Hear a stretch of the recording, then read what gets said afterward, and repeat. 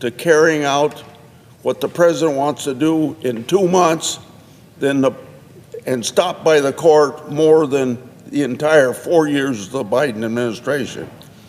Has President Trump chosen to ignore this avalanche of irresponsible court orders? Flat out, no.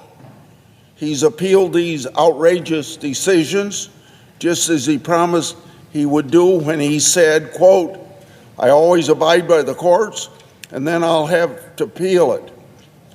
The answer is, I always abide by the courts, end quote. Appellate courts have responded by striking down many of the unlawful intrusions into presidential authority, but the core problem remains. The President of the United States shouldn't have to ask permission from more than 600 different district court judges to manage the executive branch that he was elected to lead. The practice of sweeping nationwide injunctions, broad restraining orders, and judicial policymaking must end. It's unconstitutional, it's anti-democratic, and it's imprudent. If the Supreme Court won't stop it, then Congress must. And I wish the Supreme Court would get on this and do it right away. This issue isn't a partisan issue. And I want to work with Democrats, as I just said to Senator from Illinois. Democrats work with us to fix this.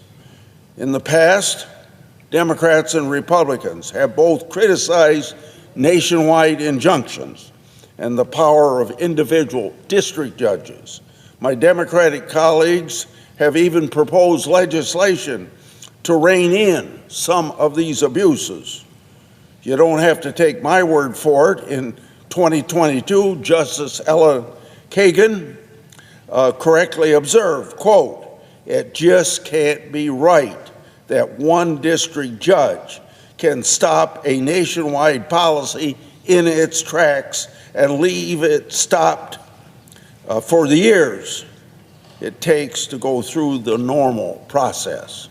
In 2024, President Biden's Solicitor General, Elizabeth Prelogar, argued before the Supreme Court. Now listen to this quote: "A court of equity may grant relief only to the parties before it.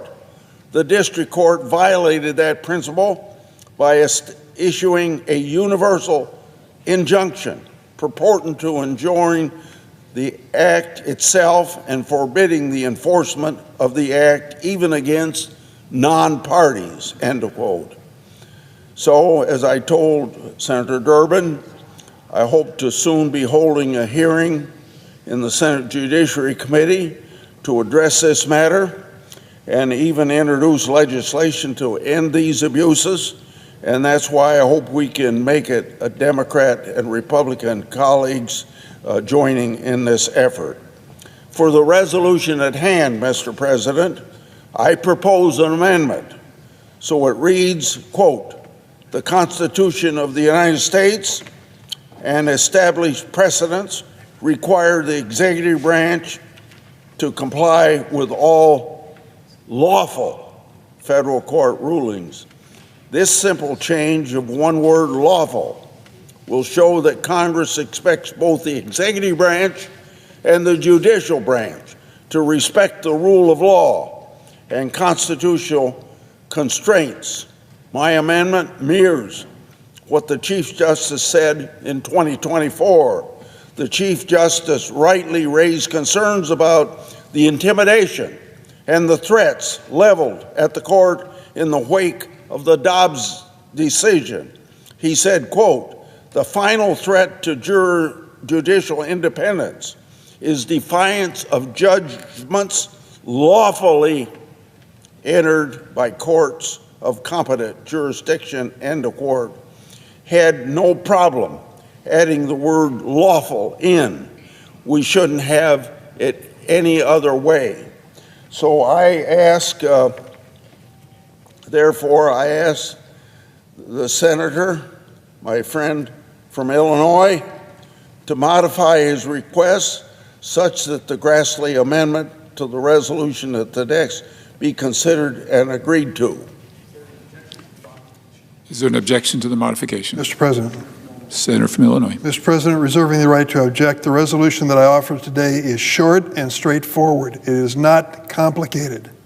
It simply restates a bedrock principle of our democratic system of government. That is, the responsibility of the judiciary to say what the law is. And second, the executive branch is required to comply with court orders. It's just that simple. I offered a similar resolution 3 weeks ago. It included some language which my friend from Iowa did not like. I took that language out. I want to get down to the basics here, the very basics. He made reference to the Dobbs decision. That overturned Roe versus Wade on abortion, a controversial issue in the United States since that decision in '72. But a decision that was overturned by the court. There were many who disagreed with that court's approach to it and said that it was inconsistent with the precedent and inconsistent with what the justices had promised. And yet, when it was all over, no one filed articles of impeachment against the Supreme Court, and there were no threats, I know, personal threats and physical threats on the justices and their families. There should never be. Violence is never acceptable. After my colleague from Iowa objected to my previous language, I made it very simple. Simple fact, the Vice President and other prominent officials have suggested the executive branch may disregard a federal court order. This, unfortunately, would be an item in controversy that could really threaten our constitutional democracy. And that's why I've asked that this very simple statement that everyone must follow the law when it comes to court orders be made part of the official record of the Senate. With those changes, there's absolutely nothing objectionable in this resolution. Yet my colleague seeks to add language that will only muddle what this Senate should make clear. By stating that the executive branch only needs to follow, and I quote, lawful court orders, which is what the senator from Iowa suggested, the amendment begs the question of who decides whether a court order is lawful. This suggests that in some cases the president's going to decide rather than judiciary. The responsibility to decide whether a court order is lawful is, in the words of Chief Justice Marshall, quote, emphatically the province and the duty of the judiciary. If the president disagrees with the court order, his only option is to appeal it. And I've added language to my resolution stating that simple fact.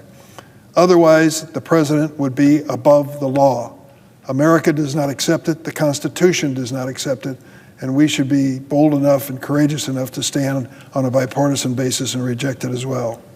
The other amendment implies that courts are ruling against the administration because of, quote, different policy preferences rather than following the law. Over and over and over again, thousands and thousands of times, we have had judicial nominees appear in the Judiciary Committee who, when asked the basic question of what would you do in court if you had to make a decision, they say, I will follow the law. That is the basic. Now, their decision on the law may be different than yours or mine or some other judge, but the fact of the matter is they do believe, at least they tell us, that is their bedrock responsibility. This resolution is nonpartisan. It's clear. It should be bipartisan. We ought to make it clear once and for all that no president, Biden or President Trump or any other president in the future, is above the law.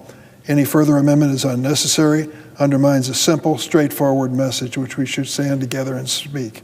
For these reasons, I object. Is there an objection to the original request? Are you asking about the original one? Yes. I object. Objections heard.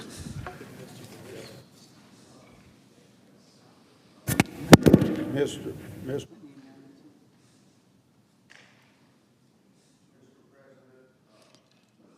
I ask unanimous consent that the text of my amendments that has to be printed in the record.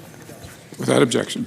I know no further debate on the nomination. Is there further debate? I ask for the ayes and nays. Hearing none, the questions on the nomination. Is there sufficient second? There appears to be. The clerk will call the roll. Ms. Also Brooks, Ms. Baldwin, Mr. Banks, Mr. Barrasso, Mr. Bennett, Mrs. Blackburn, Mr. Blumenthal.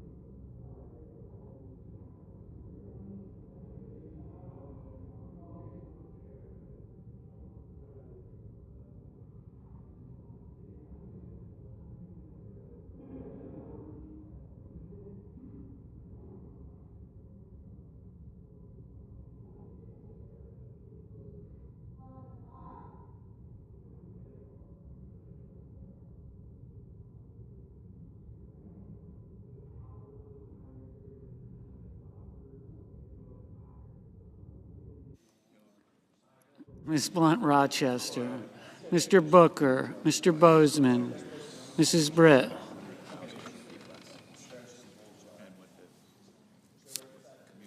Mr. Budd, Ms. Cantwell, Mrs. Capito, Mr. Cassidy,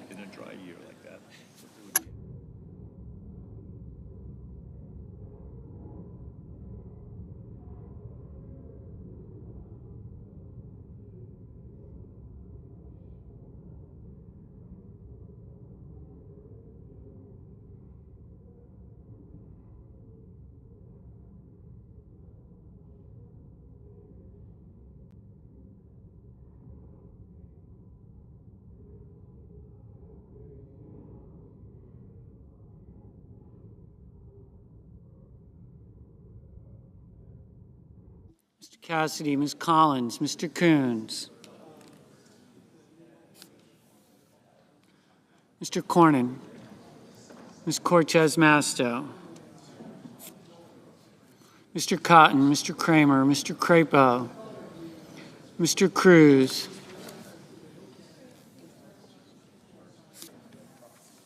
Mr. Curtis. Aye.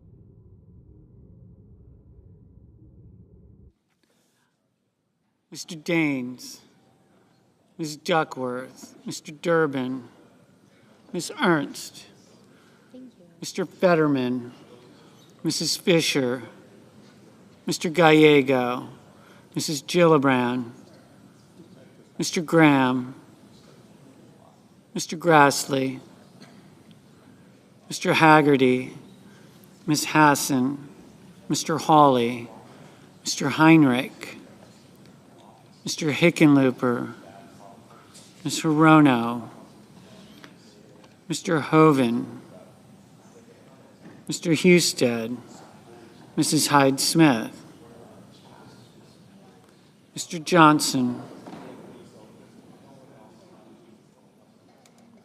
Mr. Justice, Mr. Kane, Mr. Kelly, Mr. Kennedy, Mr. Kim, Mr. King, Ms. Klobuchar, Mr. Langford, Mr. Lee, Mr. Lujan, Ms. Lummis,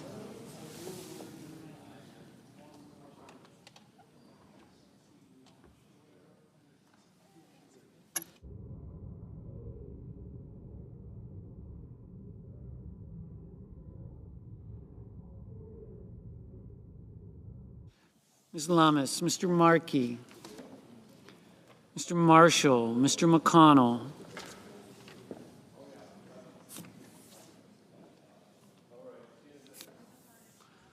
Mr. McCormick, Mr. Merkley, Mrs. Moody, Mr. Moran, Mr. Moreno, Mr. Mullen, Ms. Markowski, Mr. Murphy, Mrs. Murray, Mr. Ossoff, Mr. Padilla, Mr. Paul, Mr. Peters, Mr. Reed, Mr. Ricketts, Mr. Risch, Ms. Rosen, Mr. Rounds, Mr. Sanders, Mr. Schatz, Mr. Schiff, Mr. Schmidt, Mr. Schumer, Mr. Scott of Florida,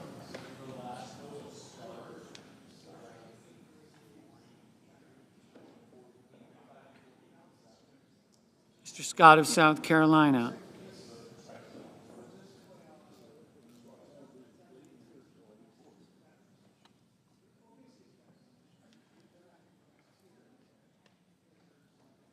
Mrs. Shaheen, Mr. Sheehy, Ms. Slotkin, Ms. Smith,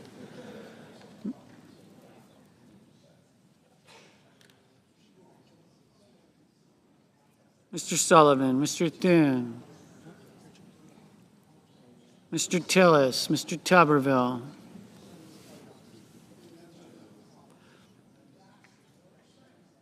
Mr. Van Hollen,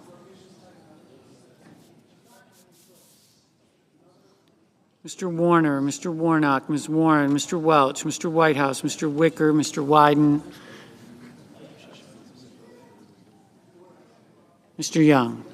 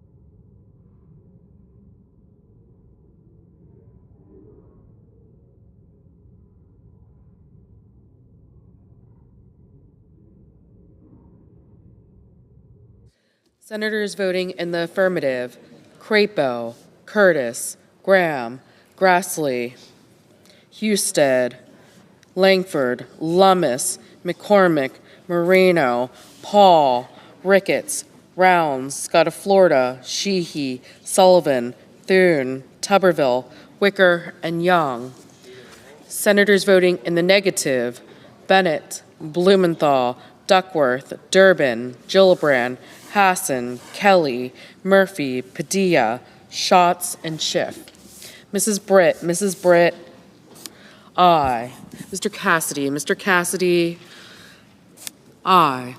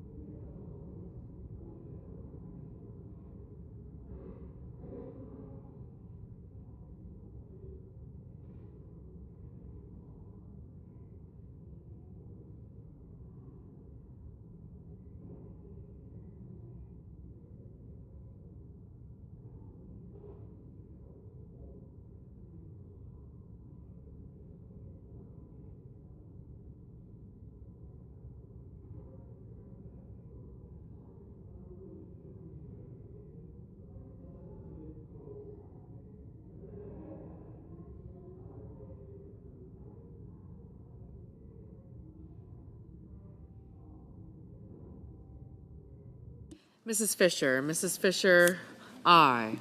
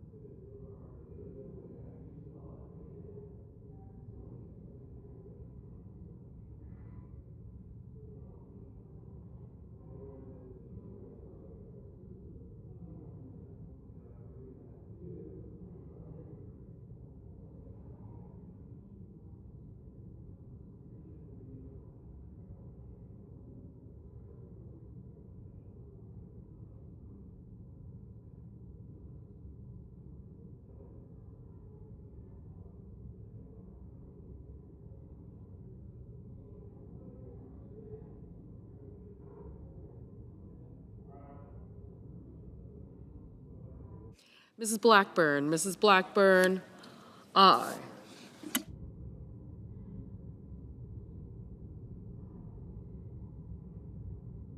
Mr. Lujan. Mr. Lujan, no.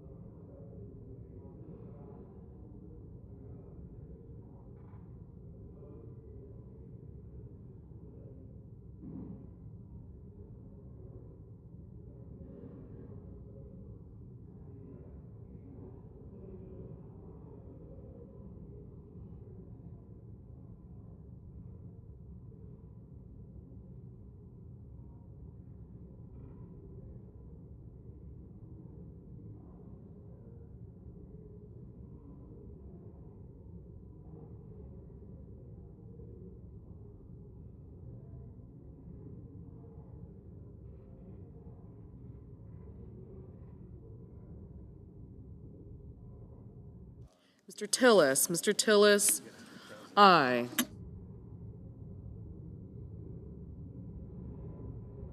Mr. King. Mr. King, no.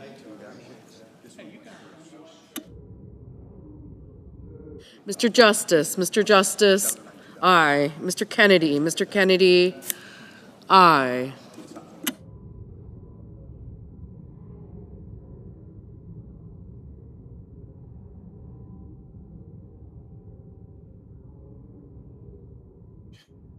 Mr. Bozeman. Mr. Bozeman, aye.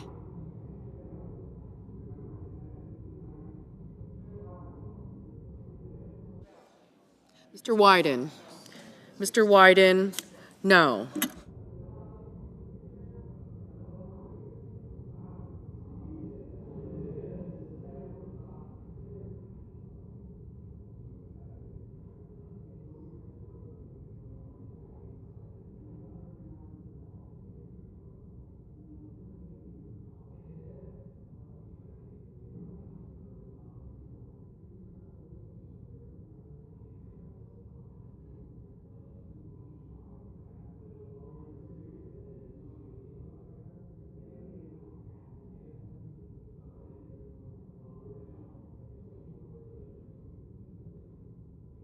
Mr. Barrasso. Mr. Barrasso, aye.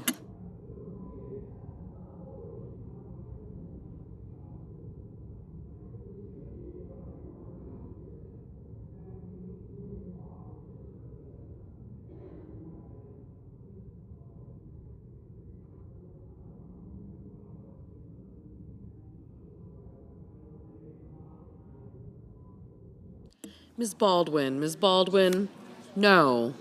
Ms. Collins, Ms. Collins, aye. Mrs. Capito, Mrs. Capito, aye. Mr. Coons, Mr. Coons, no.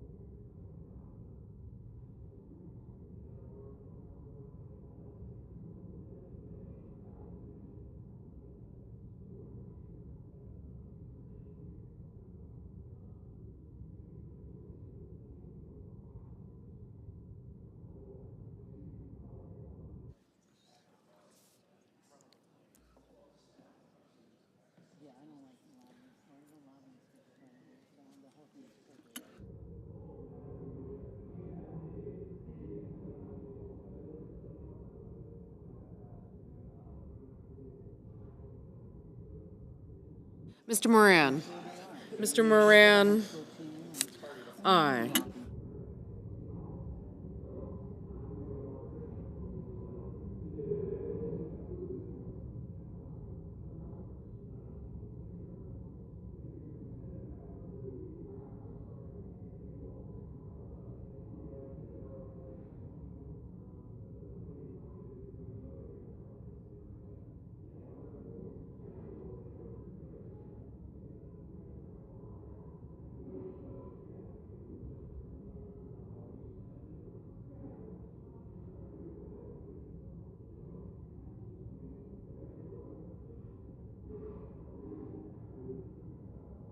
Mr. Kane, no.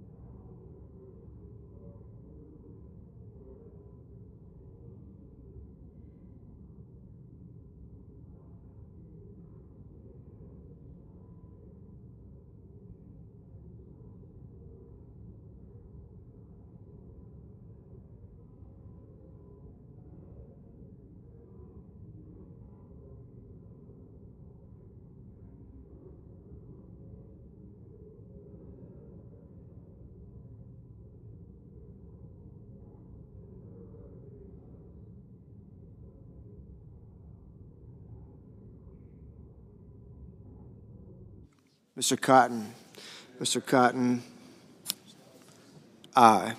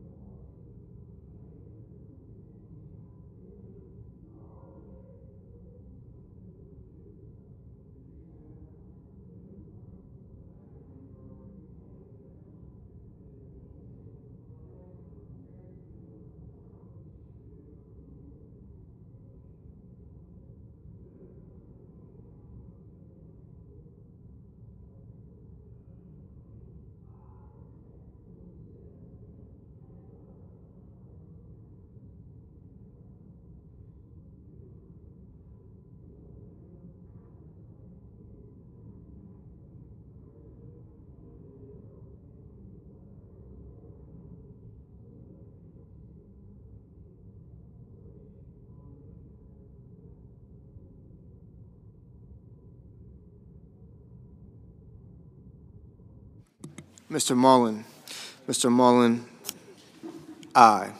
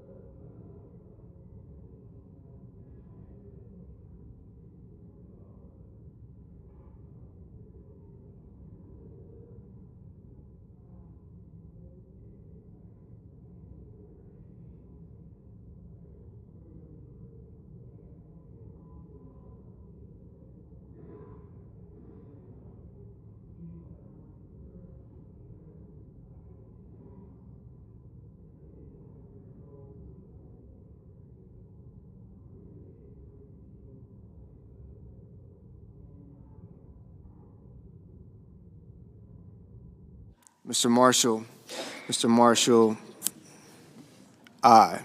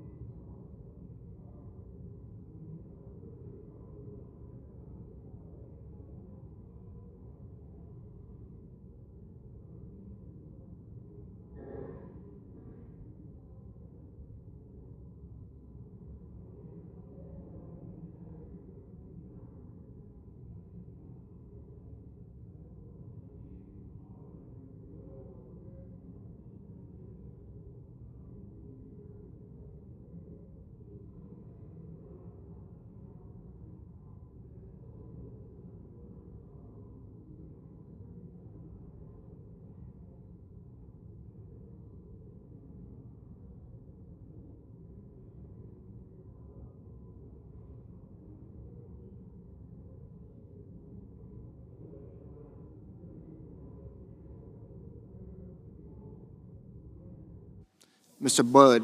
Mr. Budd, aye. Mr. Welch. Mr. Welch, no.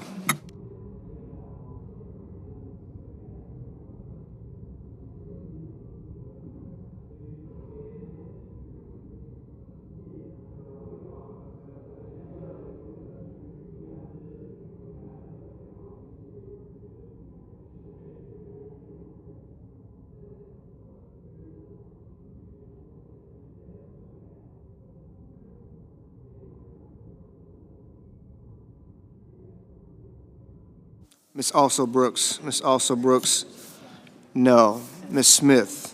Miss Smith, no. Mr. Warnock. Mr. Warnock, no. Mr. Van Hollen. Mr. Van Hollen, no. Mr. Reed. Mr. Reed, no. Mr. Hickenlooper. Mr. Hickenlooper, no.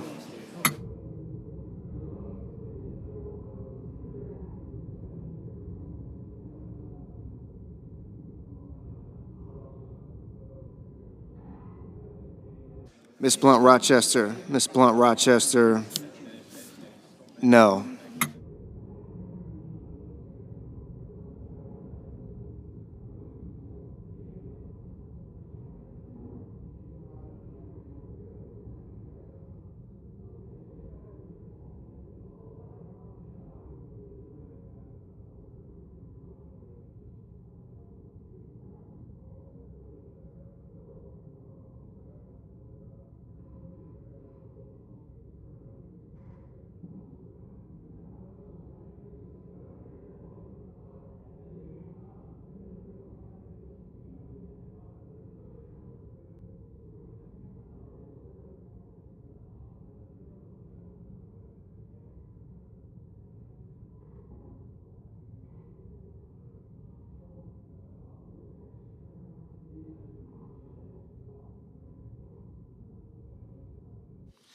Mr. Daines. Mr. Daines.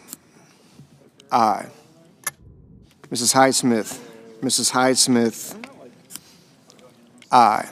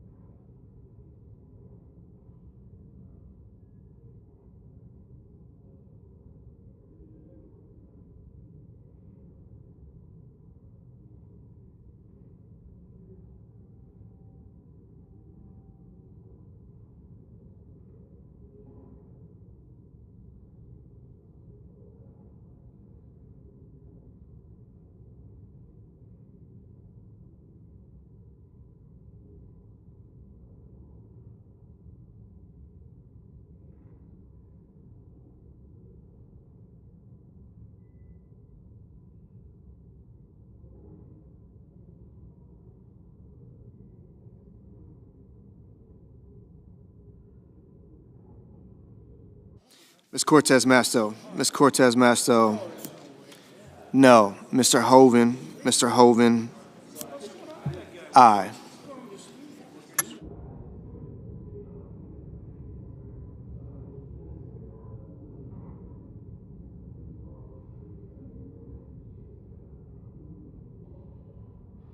Mr. Sanders. Mr. Sanders. No.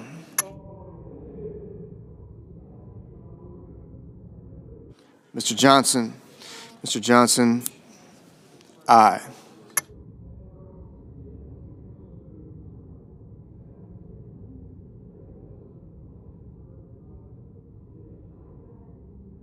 Mr. Peters. Mr. Peters. No. Mr. Schumer. Mr. Schumer. No.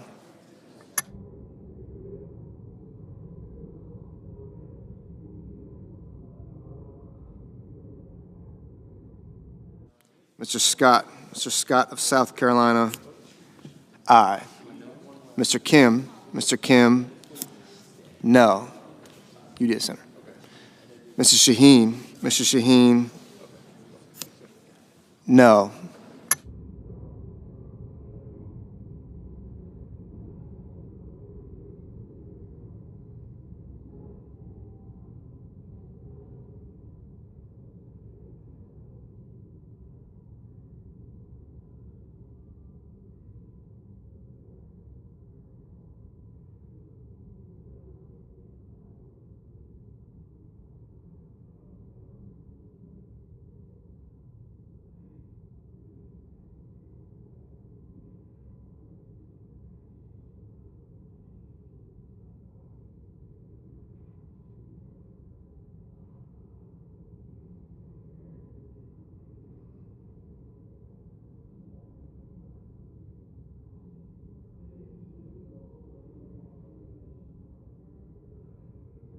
Mr. Cruz. Mr. Cruz, aye.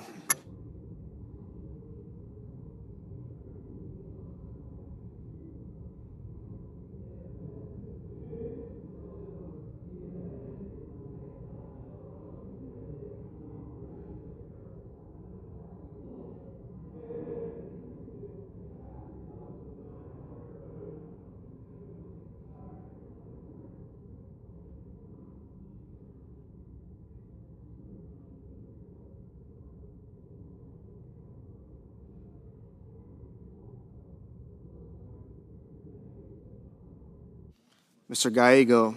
Mr. Gallego, no.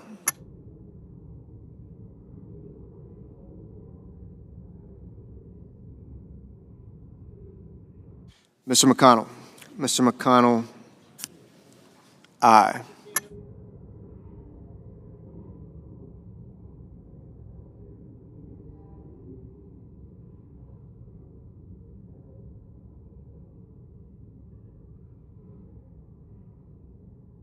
Mrs. Moody. Mrs. Moody, aye.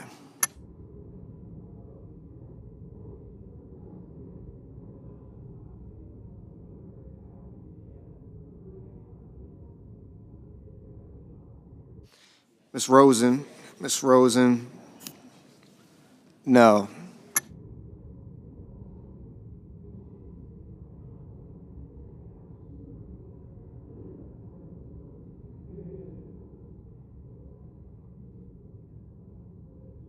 Mr. Ossoff. Mr. Ossoff, no.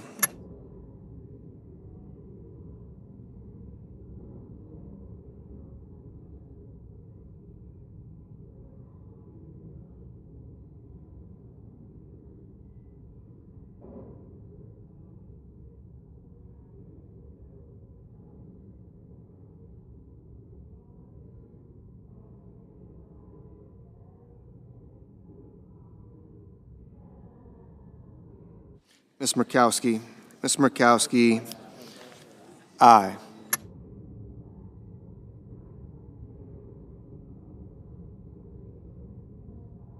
Ms. Ernst. Ms. Ernst, aye. Mr. Kramer. Mr. Kramer, aye.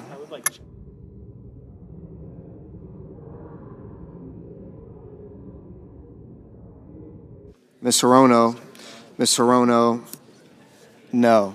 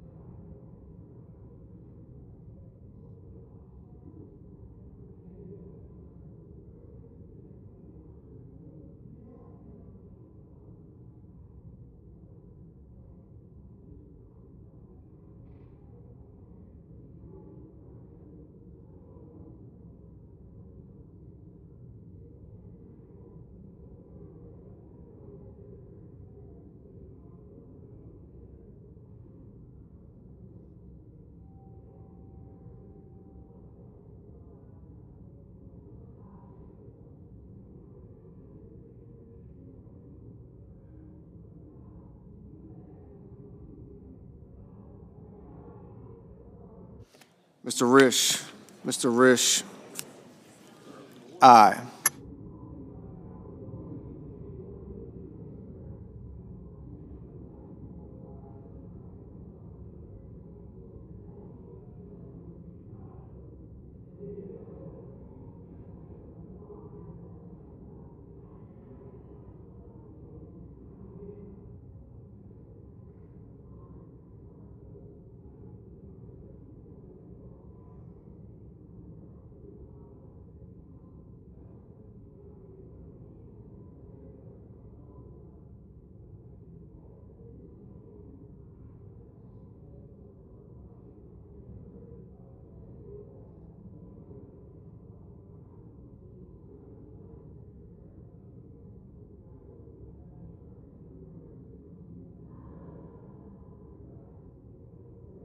Mr. Warner. Mr. Warner, no.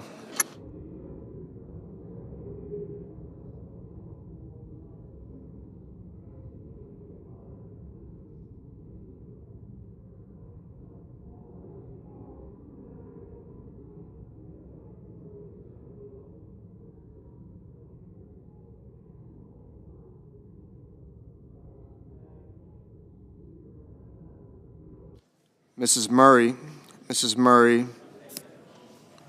no.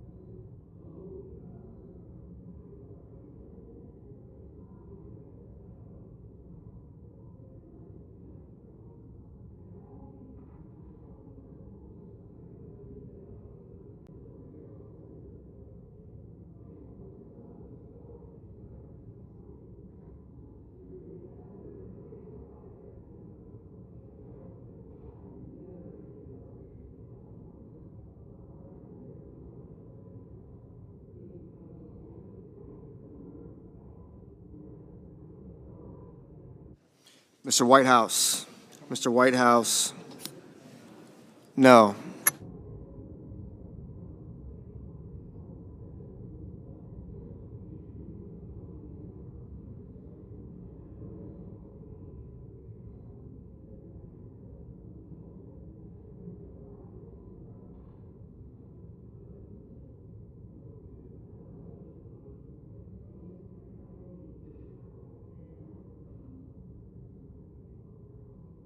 Ms. Warren, no.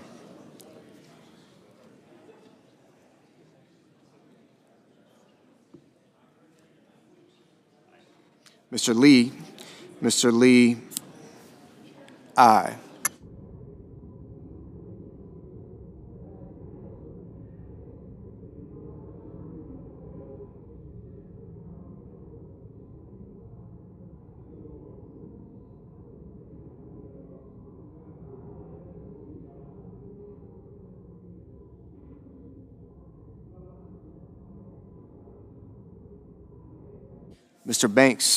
Mr. Banks, aye. Mr. Merkley, no. Ms. Slotkin,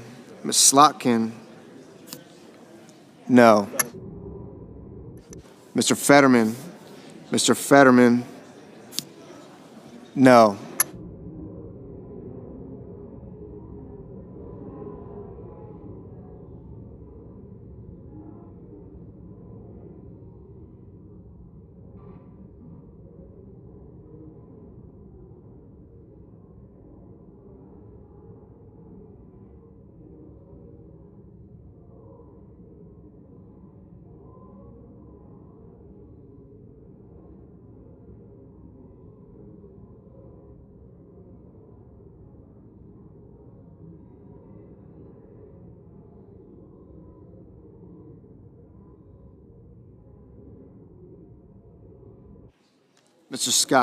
Mr. Scott of Florida, aye. Mr. Schmidt, aye.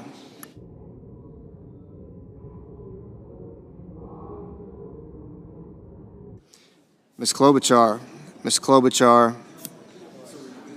no.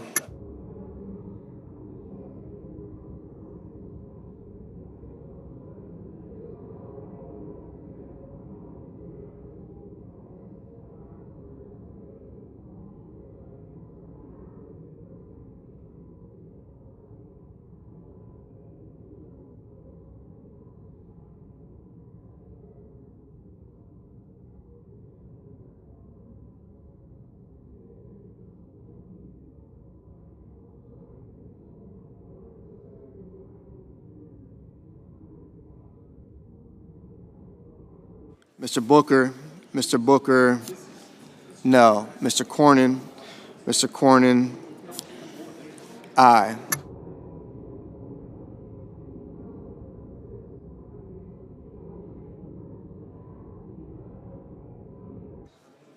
Mr. Heinrich,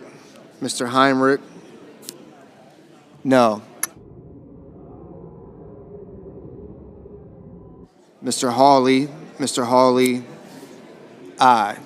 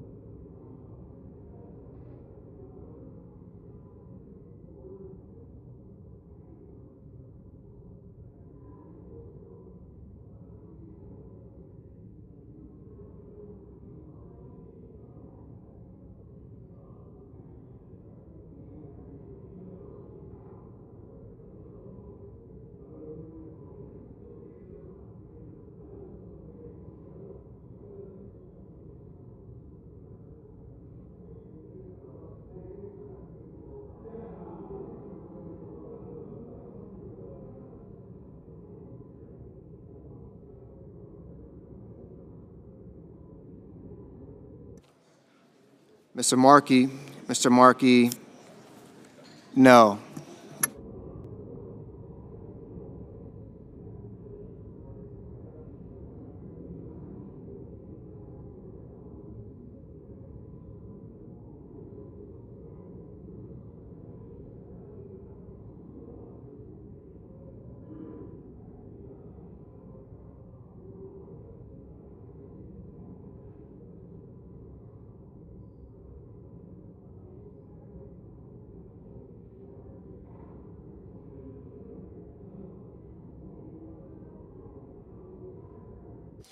Mr. Haggerty, Mr. Haggerty, aye.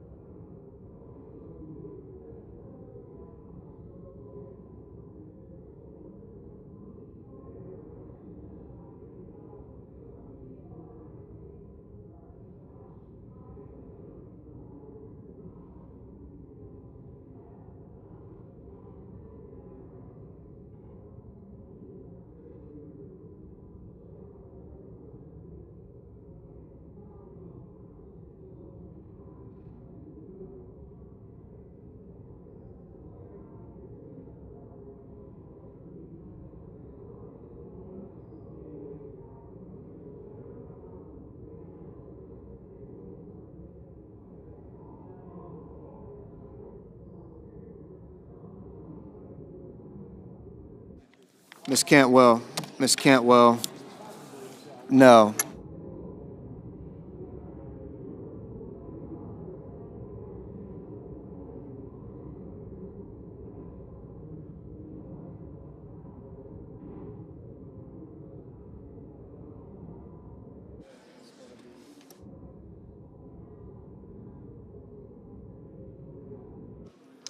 The yeas are 53, the nays are 47, and the nominee is confirmed. Under the previous order, the motion to reconsider is considered made and laid upon the table, and the President will be immediately notified of the Senate's action. Then I ask unanimous consent to waive the mandatory quorum call with respect to the Makari nomination. Is there an objection? Without objection.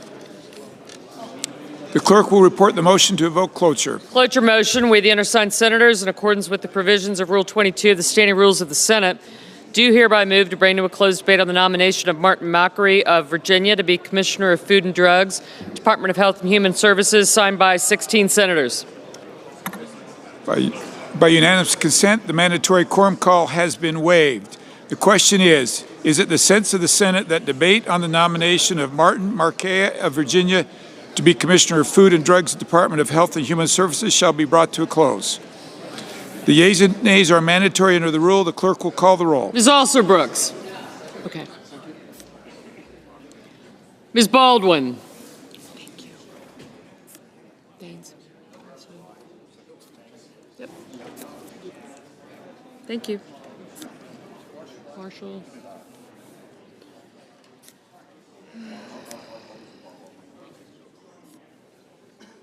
Mr. Banks. Thanks. Mr. Bennett.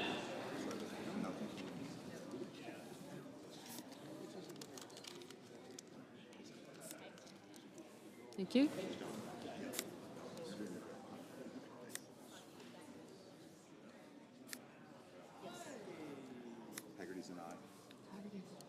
Okay, wait. Thank you.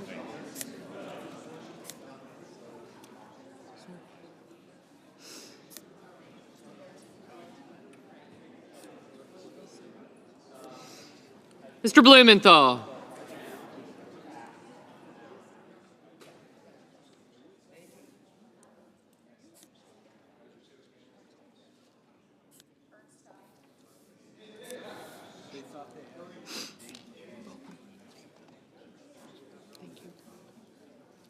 I got you. Thank you. I got you.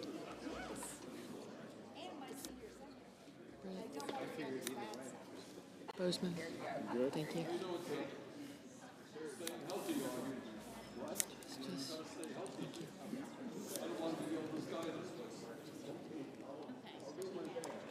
Ms. Blunt Rochester.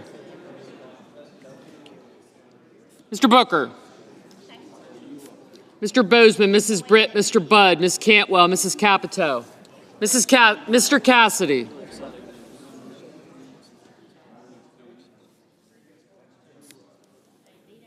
Ms. Collins, Mr. Coons, Mr. Cornyn, Ms. Cortez Masto, Mr. Cotton, Mr. Kramer, Mr. Crapo, Mr. Cruz, Mr. Curtis, Mr. Daines, Ms. Duckworth. Thank you. Gotcha. Mr. Durbin, Ms. Ernst, Mr. Fetterman, Mrs. Fisher, Mr. Gallego, Mrs. Gillibrand, Mr. Graham, Mr. Grassley, Mr. Haggerty, Ms. Hassan. Thank you. Mr. Hawley, Mr. Heinrich. You got me right? Yep. Thank you. I got her. Mr. Hickenlooper, Ms. Hirono, Mr. Hoven, Mr. Husted, Mrs. Hyde-Smith, Mr. Johnson,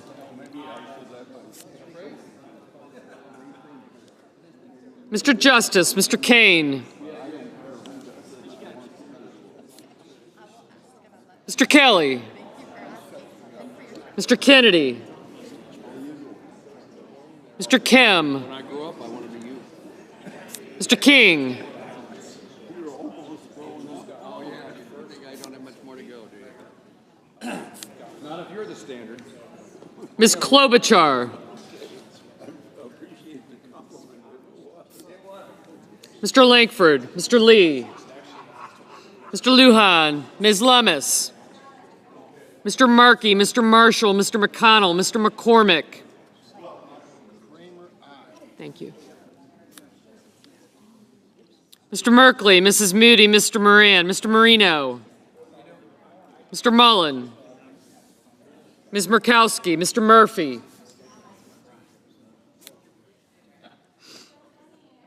Mrs. Murray,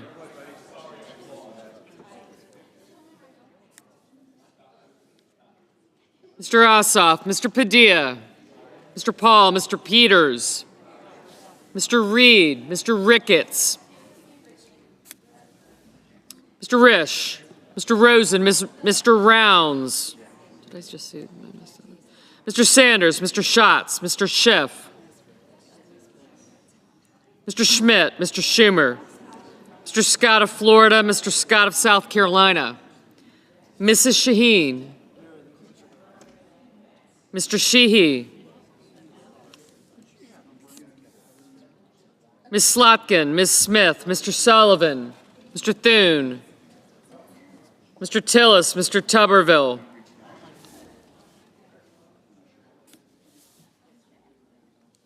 Mr. Van Hollen,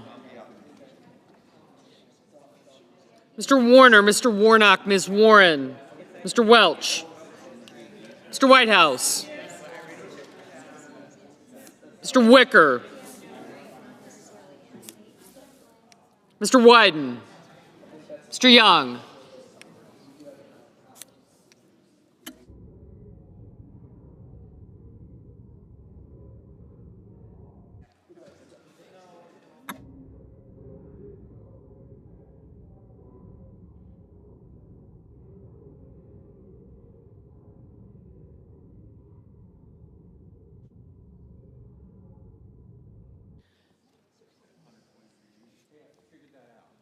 Thank you. Senators voting in the affirmative.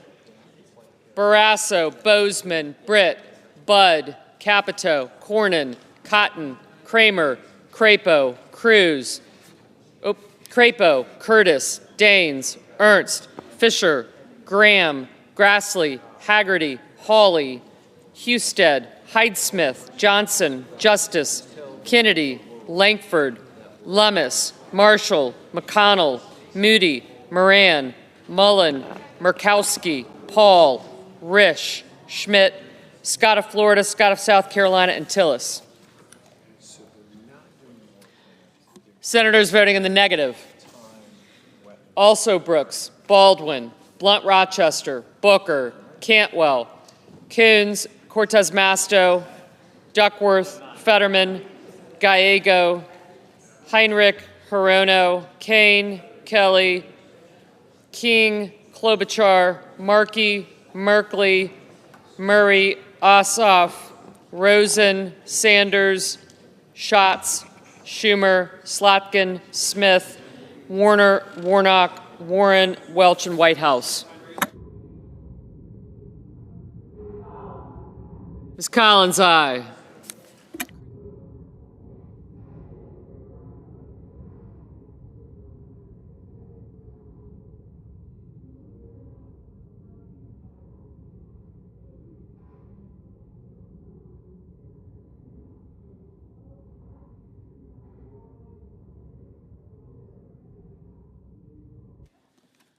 Mr. Lee, aye.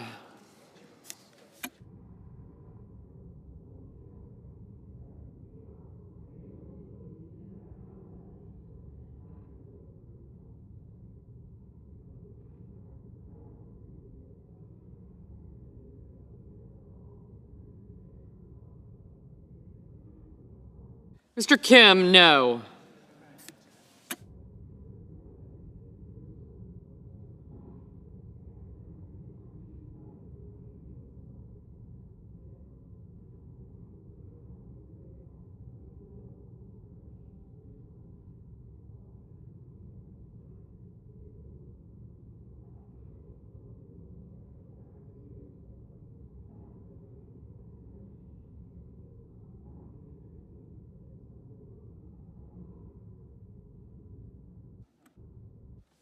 Mr. Thune, aye.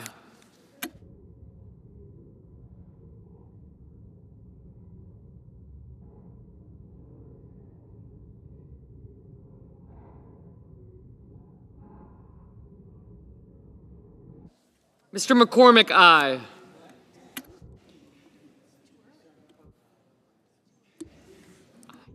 Mr. Durbin, aye.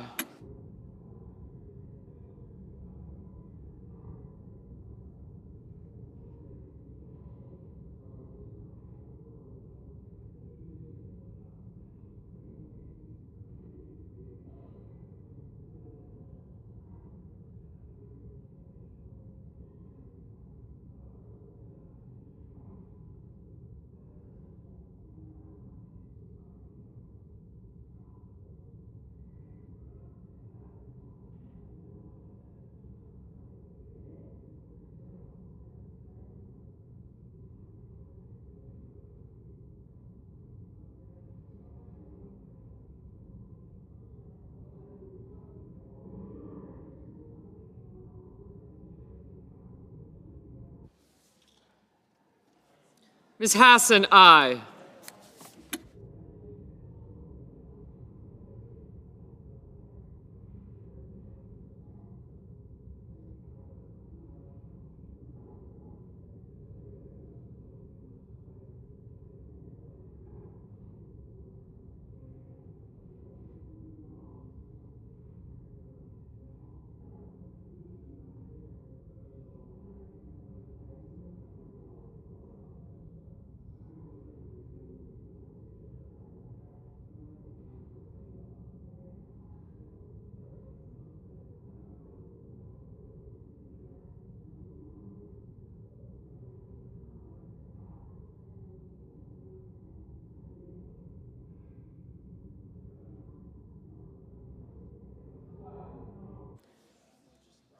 Mr. Wyden, no.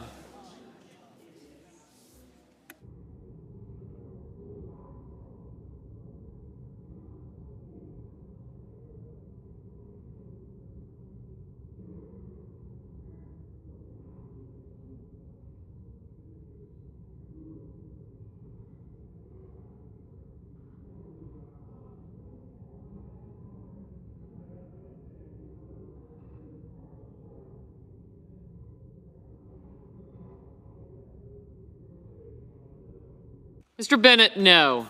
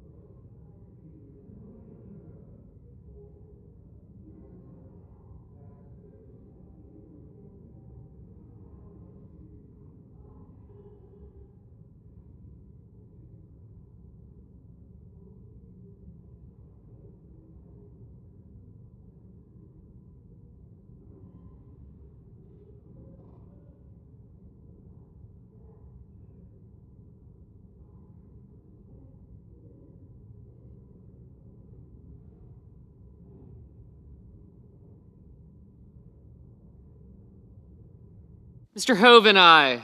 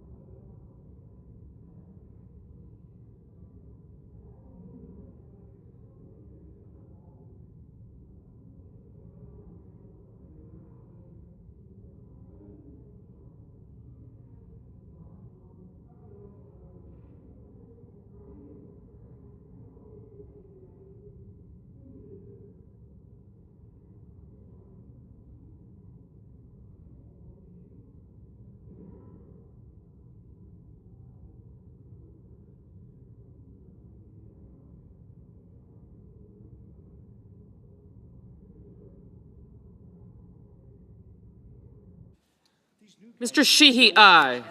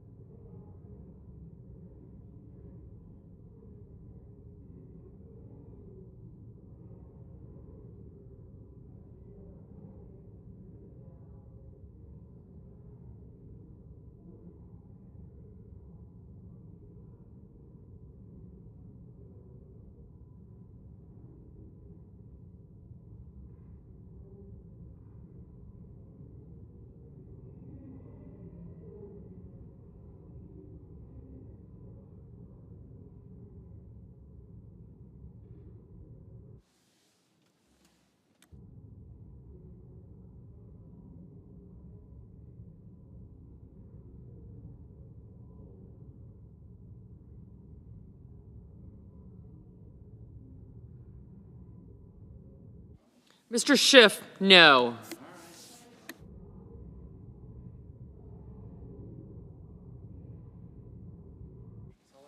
Mr. Sullivan, aye.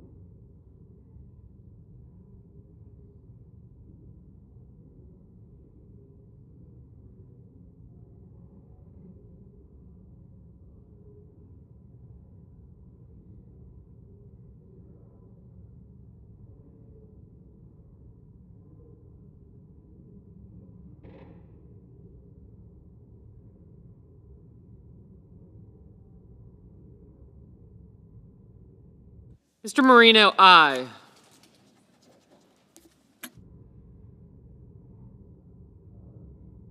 Mr. Banks, aye.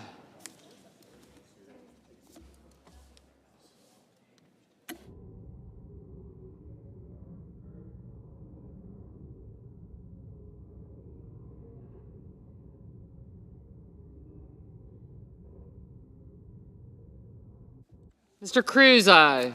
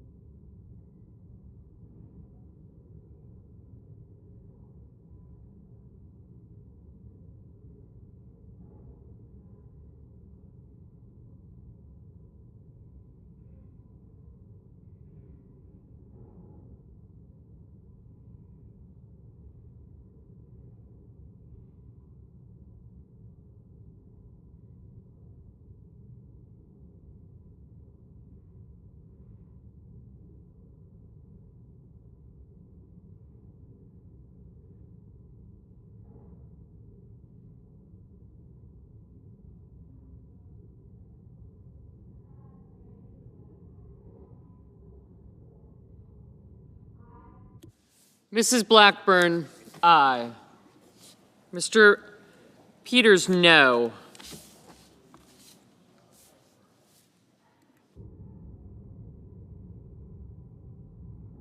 Mrs. Shaheen, aye.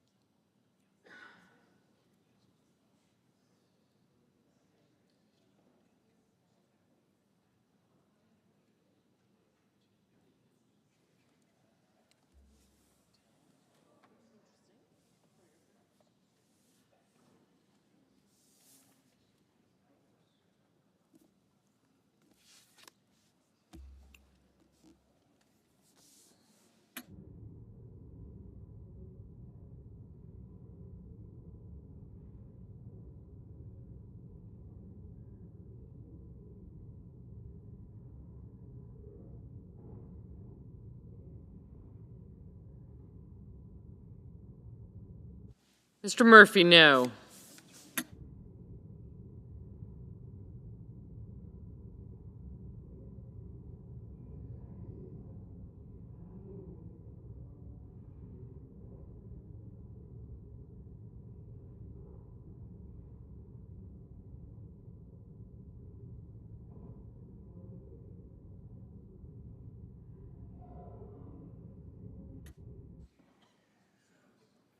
Mr. Reed, no.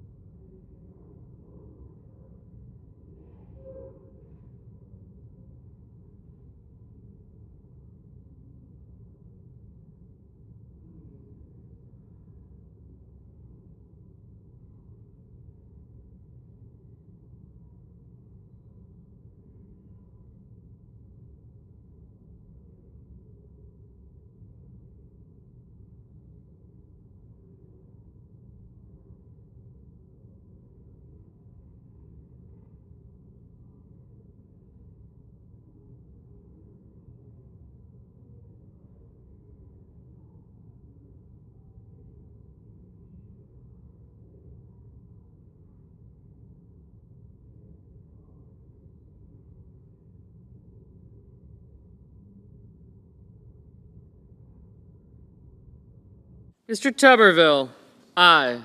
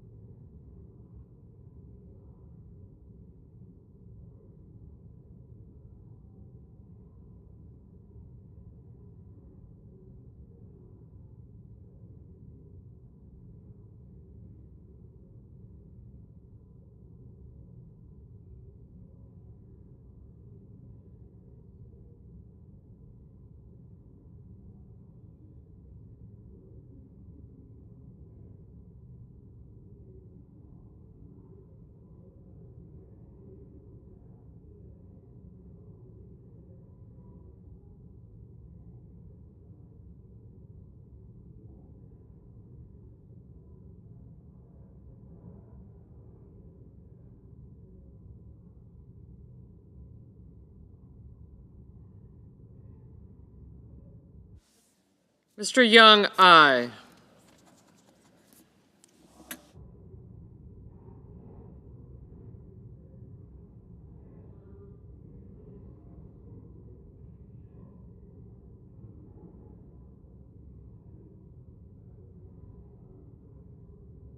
Mr. Blumenthal, no.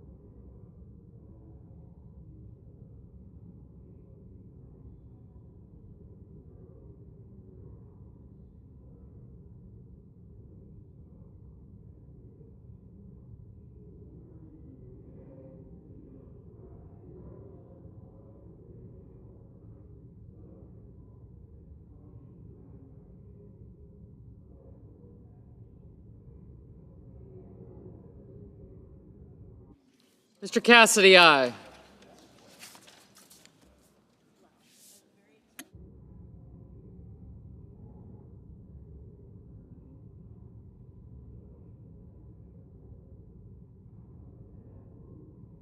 Mr. Van Hollen, no.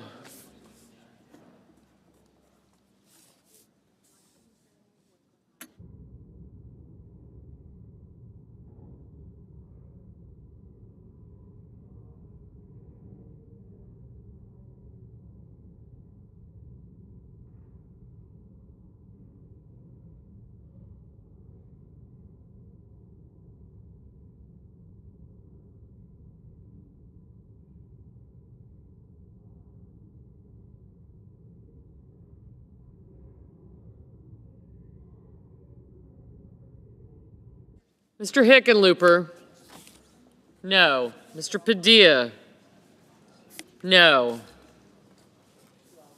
Mr. Rounds, aye.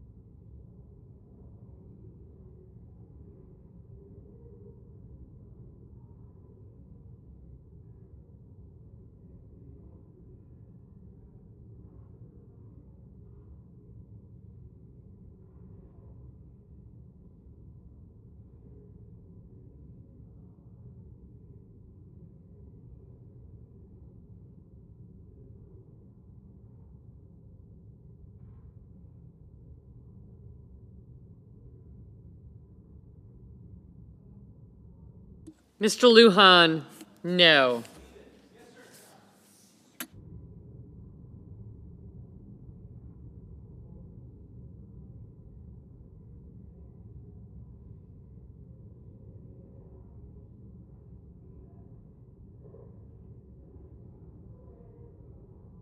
Mrs. Gillibrand, no.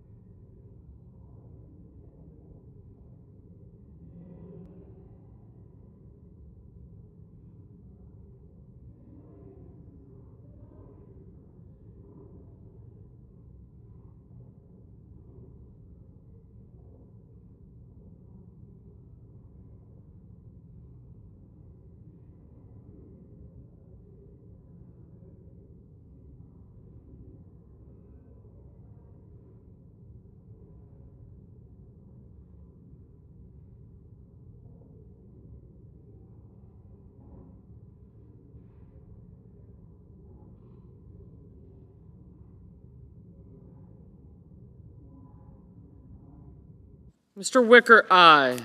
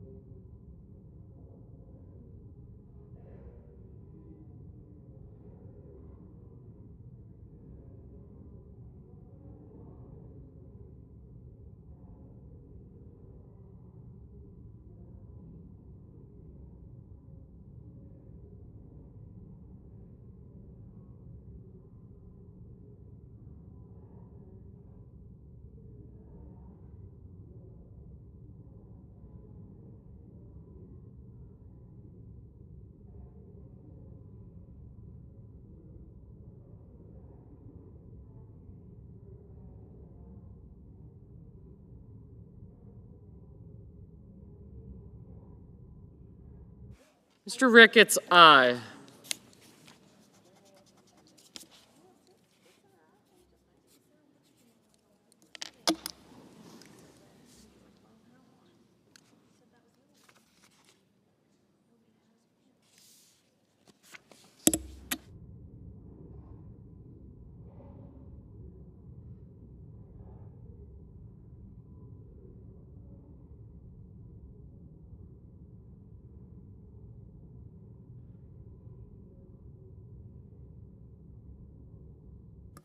On this vote, the yeas are 56, the nays are 44, and the motion is agreed to. The clerk will report the nomination. Department of Health and Human Services, Martin Macri of Virginia to be Commissioner of Food and Drugs.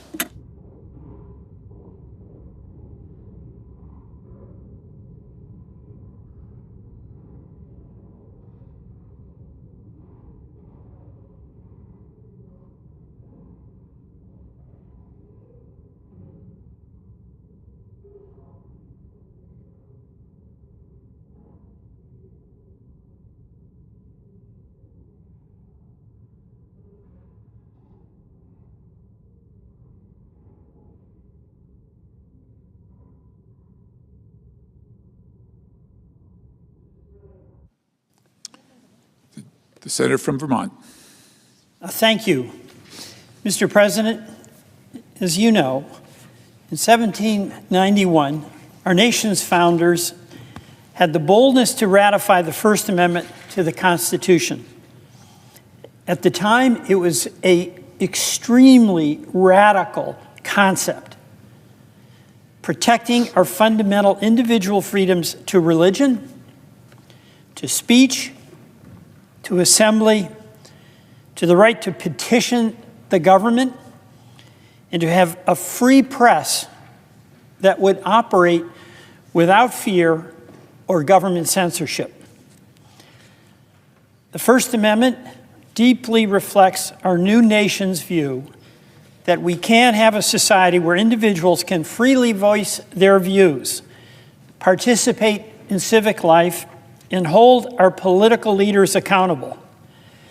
And these 5 guaranteed liberties are part of what makes us a free and democratic society.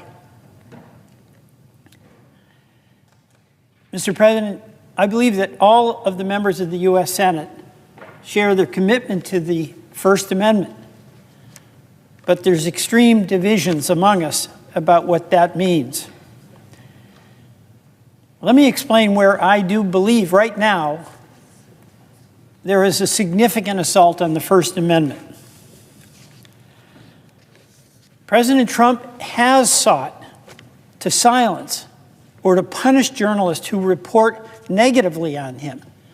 This is not about a president, because Democratic and Republican presidents have been critical of journalists, but he's taking it to an entirely unprecedented level, banning the Associated Press from parts of the White House press pool because they don't use his own personal preferred name for the Gulf of Mexico.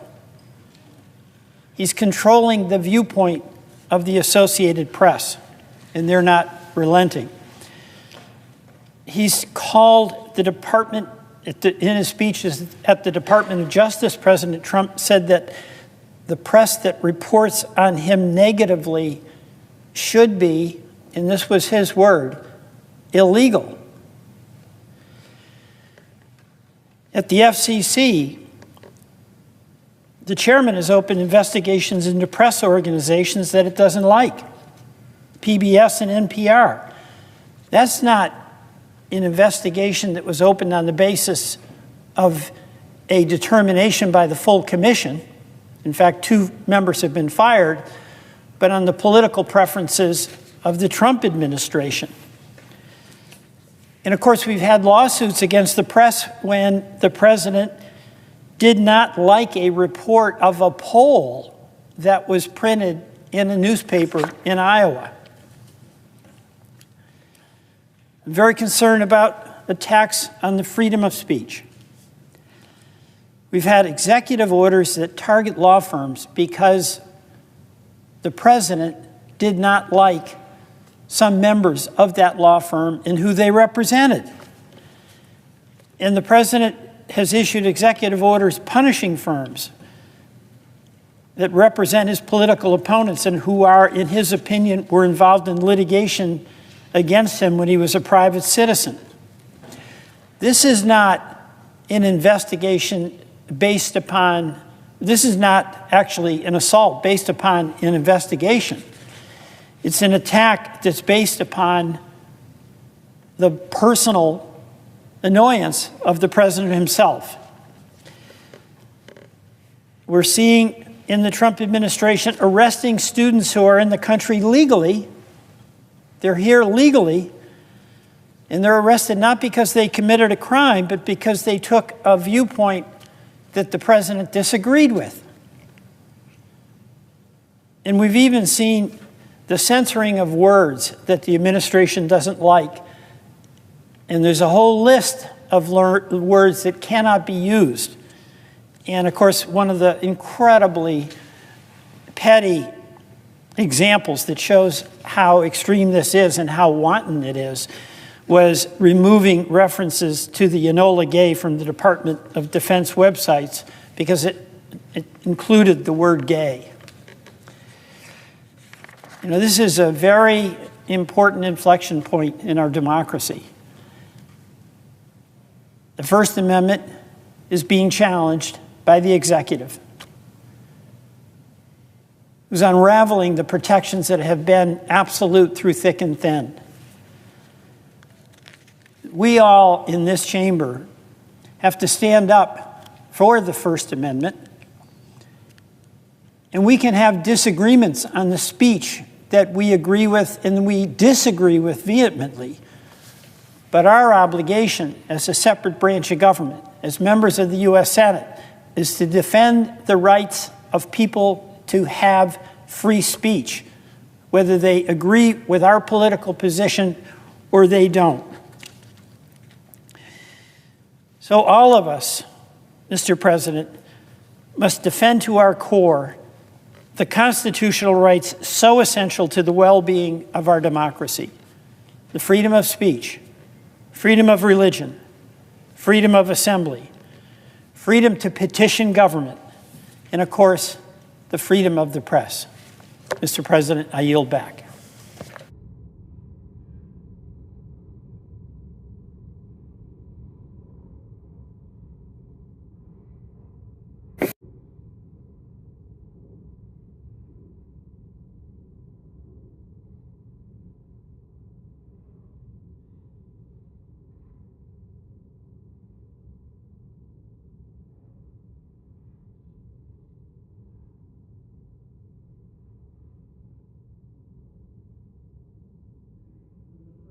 Senator from Louisiana.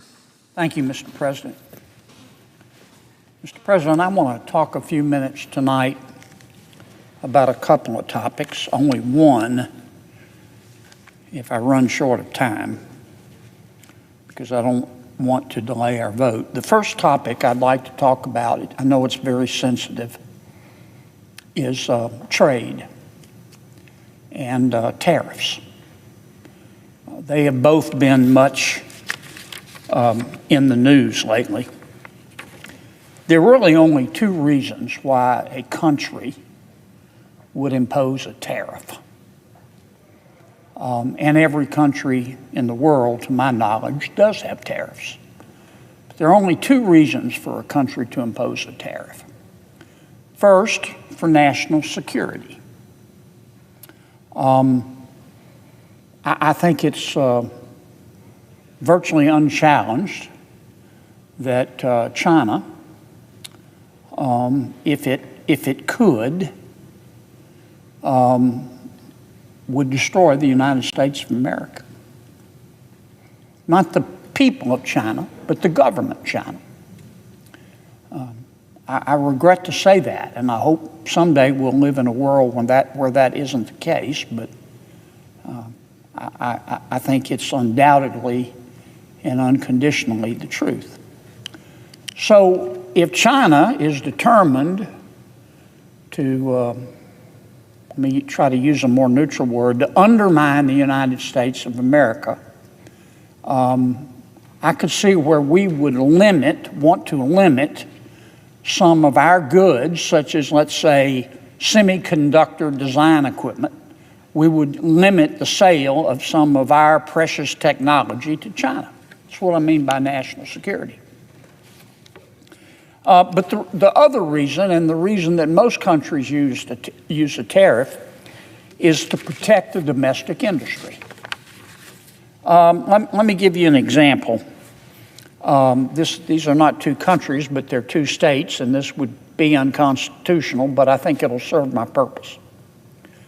Let's suppose that Louisiana, which has the best king cakes in the Milky Way, can produce a king cake for $10. And our friends in Alabama, they can produce a king cake, not nearly as good as Louisiana's, but their best they can do is to produce it for $12. Well, I would not agree, but I could understand why the elected officials in Alabama will say, well, Louisiana's king cake's $10, our king cake is $12. We want to produce our king cake bakers here in Alabama, so we're going to impose a tariff.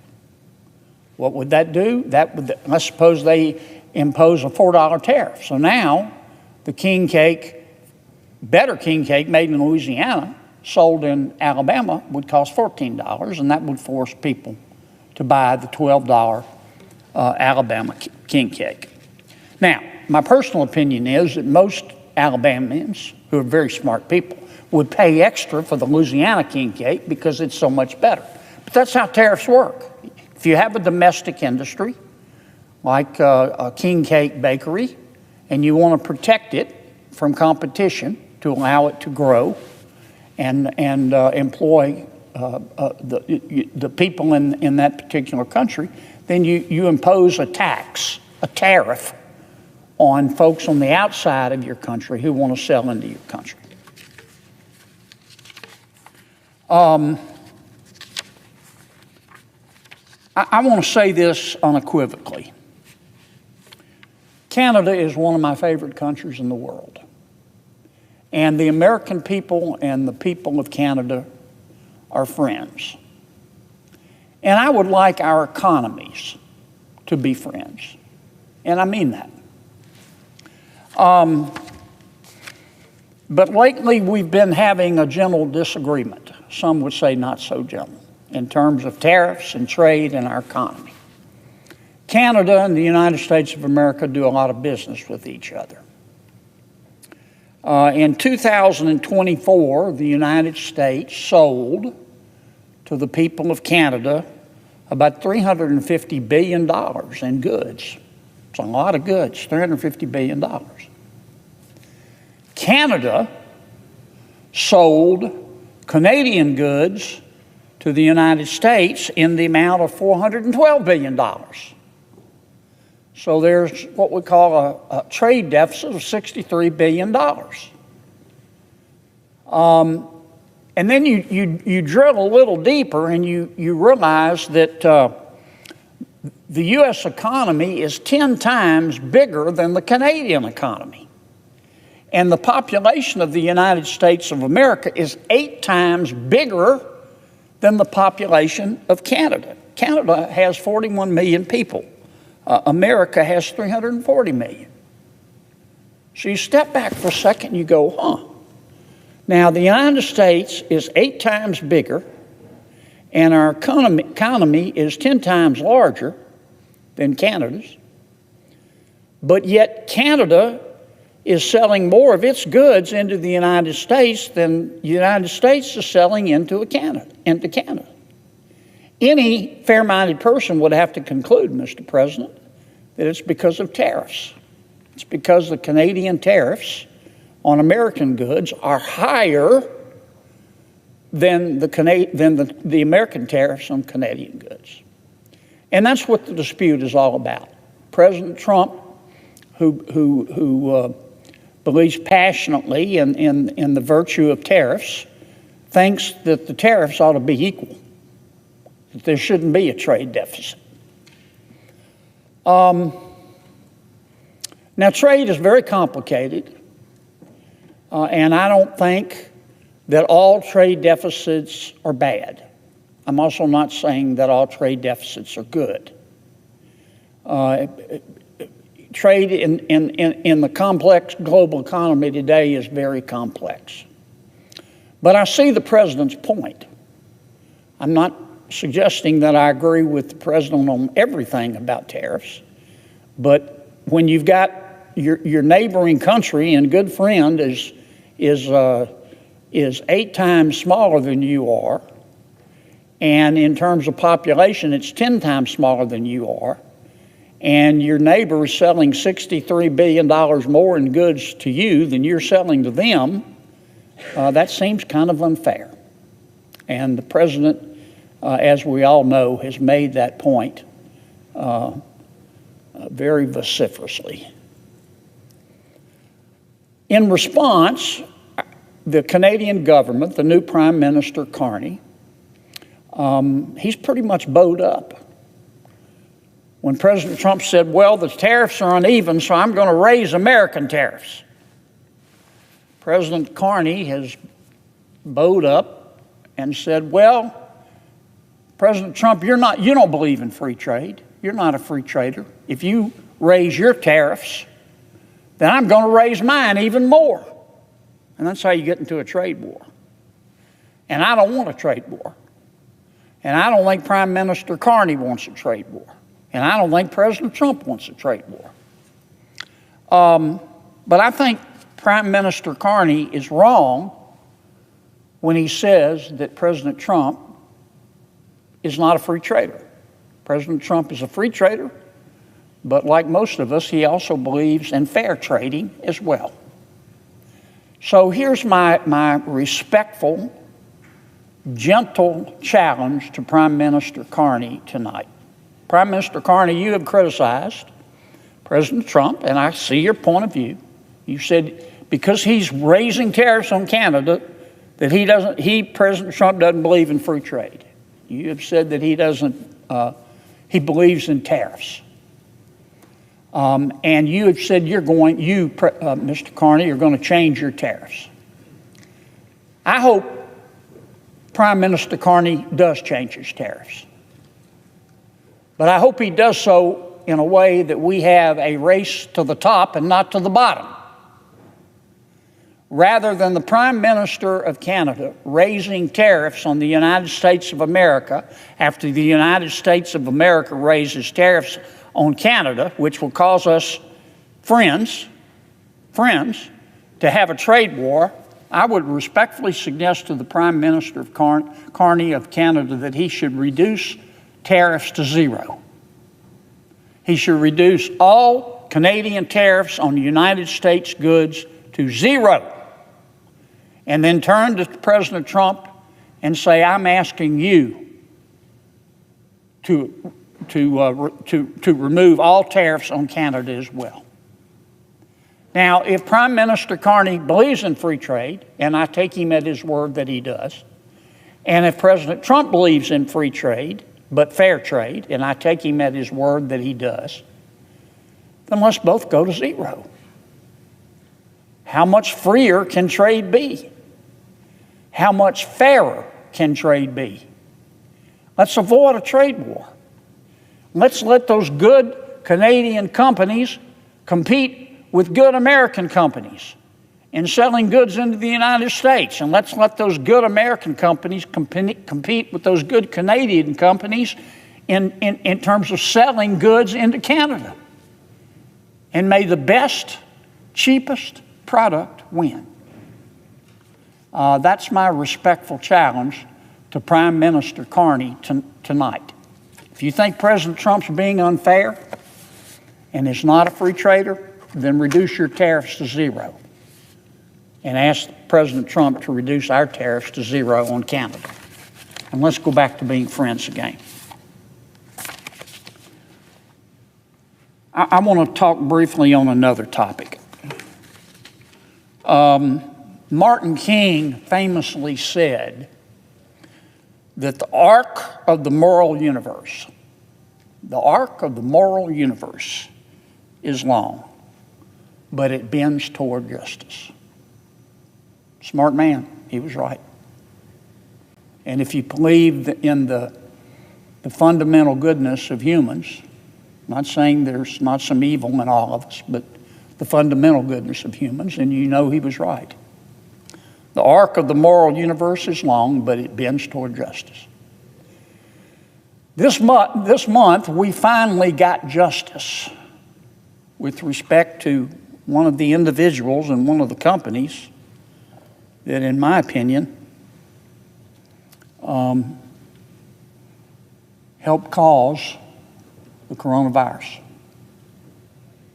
Now, let me explain what I mean. I'm talking about a gentleman by the name of Dr. Peter Daszak. We've all heard that name. The name of his company is EcoHealth. COVID, as we know, killed 20 million people across the world. It caused $25 trillion of damage across the planet Earth. Where did COVID come from? COVID, of course, coronavirus is a virus. That's why we call it the coronavirus. It had to come from one or two places. First, it could have occurred naturally. It started in a bat, we know. Our scientists tell us that. And then viruses, which are very aggressive and very interested in self-survival, the virus jumped from another animal into another animal, which was consumed by a human being, and that's how the coronavirus became a human virus.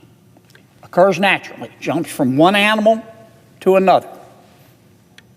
But there's another way that the coronavirus could have happened. It could have been engineered.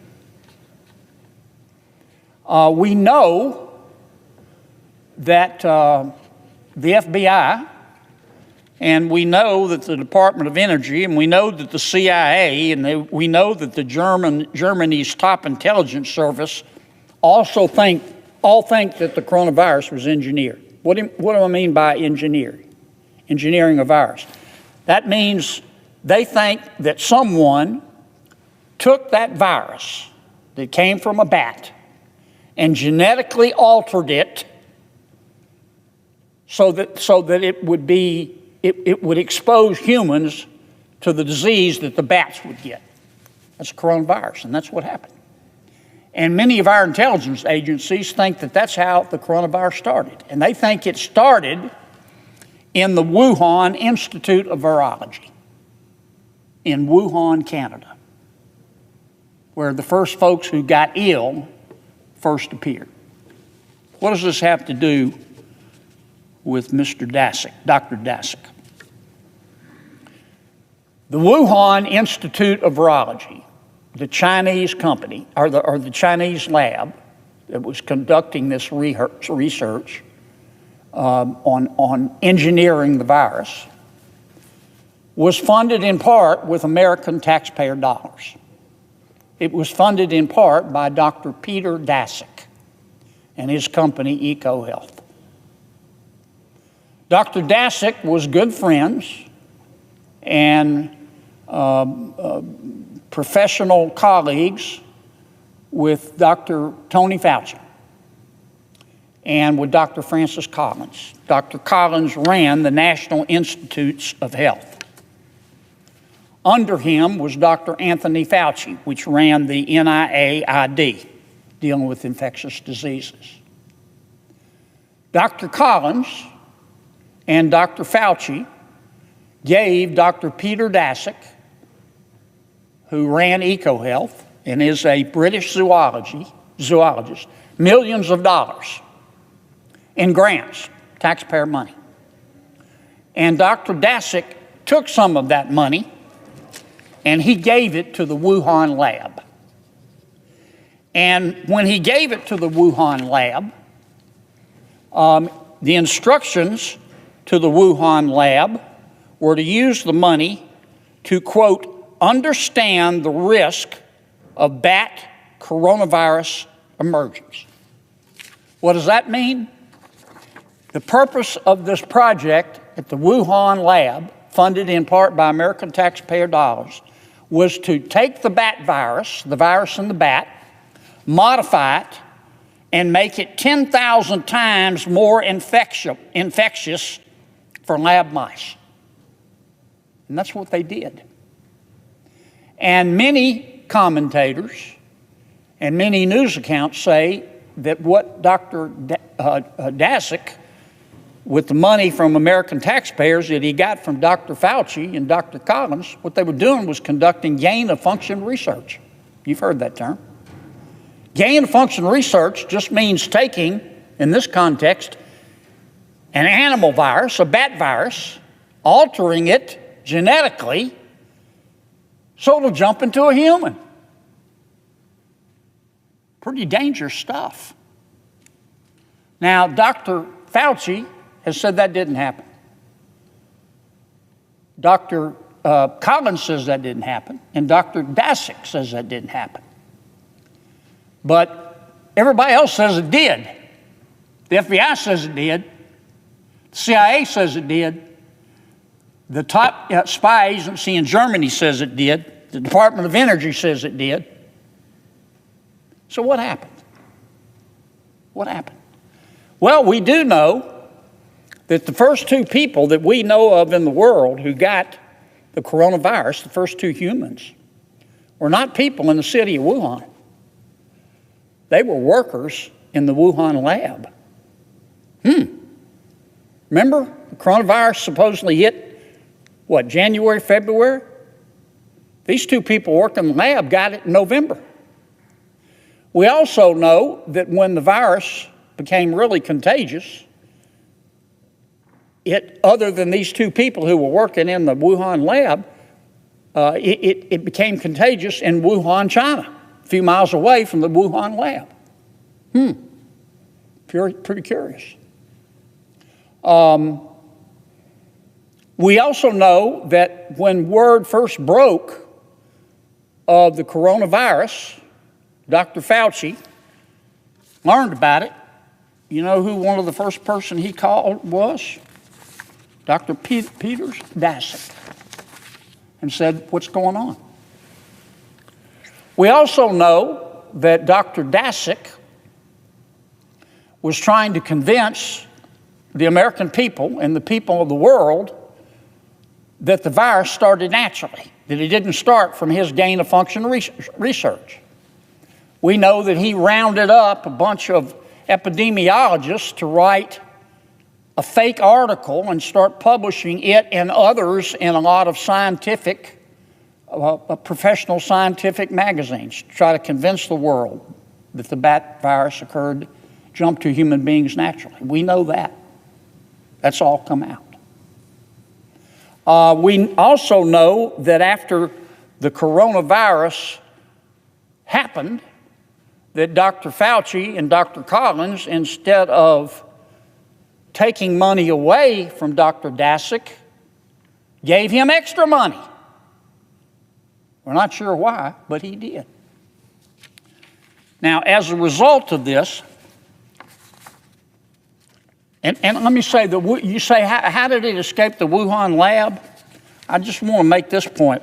A molecular biologist at Rutgers University, Dr. Richard Ebright, he studied the Wuhan lab. He said that its safety standards were about the same level of a typical dentist's office. I mean, you would think if you're going to do this gain-of-function research, you'd do it in an environment so that once you take the bat virus and make it a human virus 10,000 times more contagious, you would try to keep it within the lab. Wuhan didn't do a very good job of that, we know now. Well, there were denials back and forth, so we meaning the Congress, asked the Department of Health and Human Services to study this, and they did, and they announced their decision this month. The Department of Health and Human Services has cut off all funding and formally debarred Dr. Peter Daszak and EcoHealth Alliance, of which he was the former president, for 5 years, based on evidence uncovered by a congressional committee. This is what the Department of Health and Human Services found. According to Professor Ebright, who's read the report. He says that, quote, EcoHealth Alliance provably defrauded the United States government, provably breached contractual terms of U.S. government grants, and through the reckless gain-of-function research it conducted in Wuhan, probably caused the COVID-19 pandemic, killing 20 million people and costing $25 trillion. Wow. That's what the professor said. The Department of Health and Human Services, in its official debarment letter of Dr. Daszak and EcoHealth Alliance, said that EcoHealth and Dr. Daszak routinely ignored government oversight requests, failed to report dangerous gain-of-function experiments conducted at the Wuhan Institute of Virology, and produced a required research report 2 years late. It took a while, and some will call this only partial justice. But we now have justice. And at least for 5 years, and I hope forever, Dr. Peter Daszak and any company with which he is affiliated will no longer receive taxpayer dollars from the National Institutes of Health. Because he was doing, according to many people smarter than me and many news reports, he was funding gain of research in Wuhan. And he also was given money by Dr. Fauci and by Dr. Collins to study viruses in Bangladesh, Myanmar, Laos, Vietnam, and other Southeast Asian nations. Pretty scary stuff. And we know how it all turned out. The arc of the moral universe is long, but it bends toward justice. Dr. Daszak and EcoHealth Alliance received at least partial justice this month, thanks to President Trump's Department of Health and Human Services. And as one taxpayer, I am grateful. I suggest the absence of a quorum. Will the senator withhold his request? I will, and I will yield to my colleague. Thank you so much, Mr. President. The senator from Maryland. Thank you, Mr. President. At 1:28 a.m. on March 26, 2024, a year ago tonight, a tragedy struck Maryland. A container ship crashed into the Francis Scott Key Bridge. While many were asleep, the Key Bridge collapsed into the icy waters. Although struck with fear and shock, Team Maryland didn't hesitate. We jumped into action right away and got to work. We have this phrase, Team Maryland, that we've been saying for years, but it's true. We work as a team, one of the strongest teams in the country. A coordinated effort between our federal delegation, our governor, our county executives and mayors on the local level. It's true in good times, it's true when we face adversity, and it was never truer than we saw 1 year ago today. Governor Moore and Mayor Scott raced to the bridge. Our federal delegation immediately started asking questions, pushing for funding to rebuild. And county executives across the state, like me at the time, sent our resources and our first responders to help with rescue efforts. And we are so grateful we had a president and an administration willing to help. Team Maryland is just that, a team. We've always been, We always will be. That's how you get through moments of crisis, together. And we've stayed as a team every day since the collapse of the bridge, working together in coordination to ensure we can rebuild. Our teamwork in the face of a crisis is proof of how your government should work for you. Jumping into action when tragedy strikes, asking questions, demanding answers, and rebuilding. Doing what needs to be done on behalf of the people. Team Maryland responded quickly and capably, but we lost a lot that morning, none more priceless than the 6 lives that perished.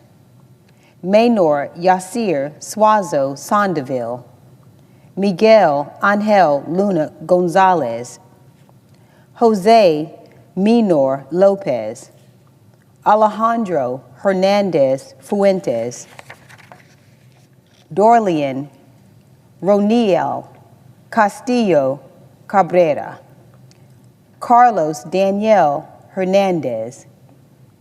They are irreplaceable. Their names are forever remembered. 6 hardworking men devoted to their community, beloved by their families, and forever Marylanders in our hearts. Maynor was a father of a 5-year-old daughter and an 18-year-old son. He moved from Honduras to America in search of a better life for his family, a life that included working through the nights to repair our infrastructure, all in the name of building a better life for his wife and 2 children. Maynor had dreams of one day owning a small business. He would say you had to triple your efforts to get ahead. He said it didn't matter what time or where the job was. You had to be where the work was. Maynor's outlook reminds me of my own father, who worked as a newspaper delivery man and a car salesman. I once went to work with my dad on a very early morning delivering newspapers, and he said to me, "You know, I hop up and down on this dirty truck every morning so you don't have to." Just like my own father, Maynor worked day in and day out, hard and long hours, to build a better life for his family. Miguel was a Marylander for more than 19 years. He made such an impact on his state and community. A husband to Maria and father of 3, Miguel was known for his kind and hardworking spirit.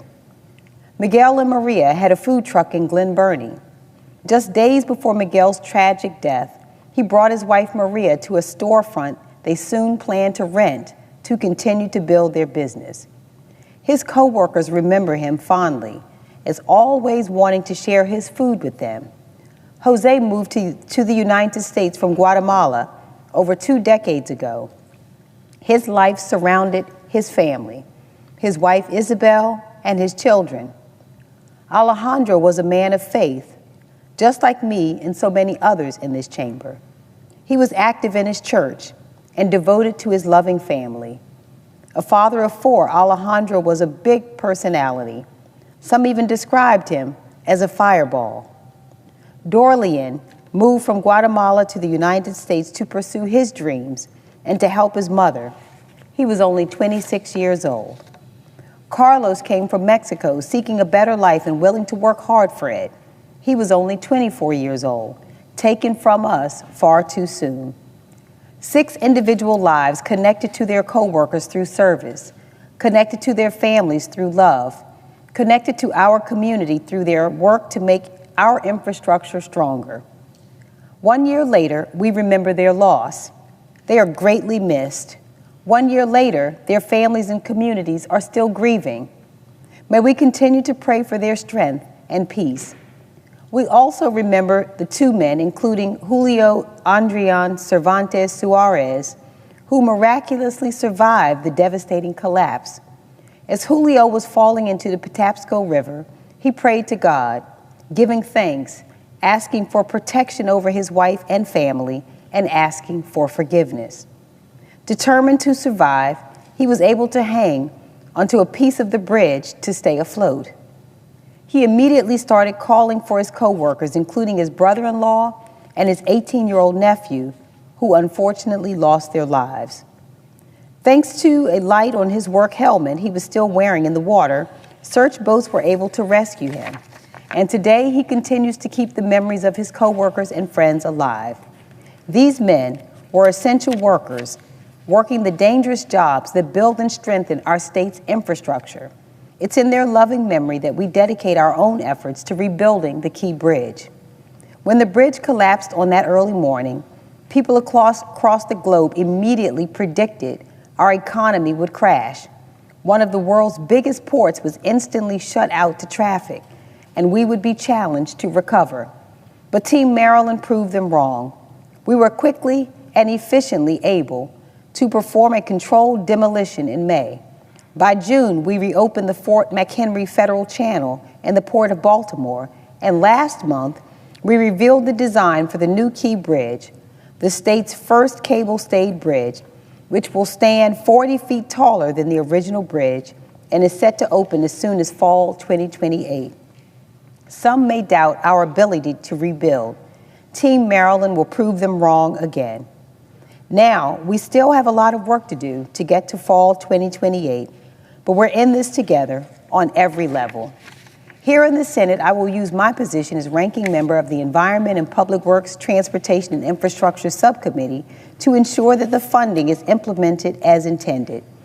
Thanks to the leadership of Senator Cardin, Senator Van Hollen, and our entire Maryland delegation, the Baltimore Bridge Relief Act was included in last year's continuing resolution and ensured Congress is now committed to covering the full cost of replacing the bridge. The Baltimore Bridge Relief Act promises that federal taxpayers will be reimbursed through proceeds from insurance payments and litigation taken on by the Department of Justice, the Maryland Attorney General, and others. It also includes critical funding for the Federal Highway Administration Emergency Relief Fund to provide this project and others around the country with the resources they need. This is the federal government working effectively for our state in a time of disaster, as it should. Team Maryland won't stop fighting for our state, and I'm proud of what we've accomplished and proud of what we will continue to do. We will rebuild, and we won't rest until it's done. We won't rest because we are doing it all for Maryland. The 6 Marylanders that lost their lives that day, the brave Marylanders that dove into the frigid water during the rescue operation, the strong Marylanders whose businesses and livelihoods were impacted by the collapse, the Marylanders who depend on our port for resources, the Marylanders who count on our infrastructure to stand tall. And when it's completed, we will serve as an example to the nation and the world of what teamwork and togetherness can achieve. Thank you, Mr. President. I yield the floor.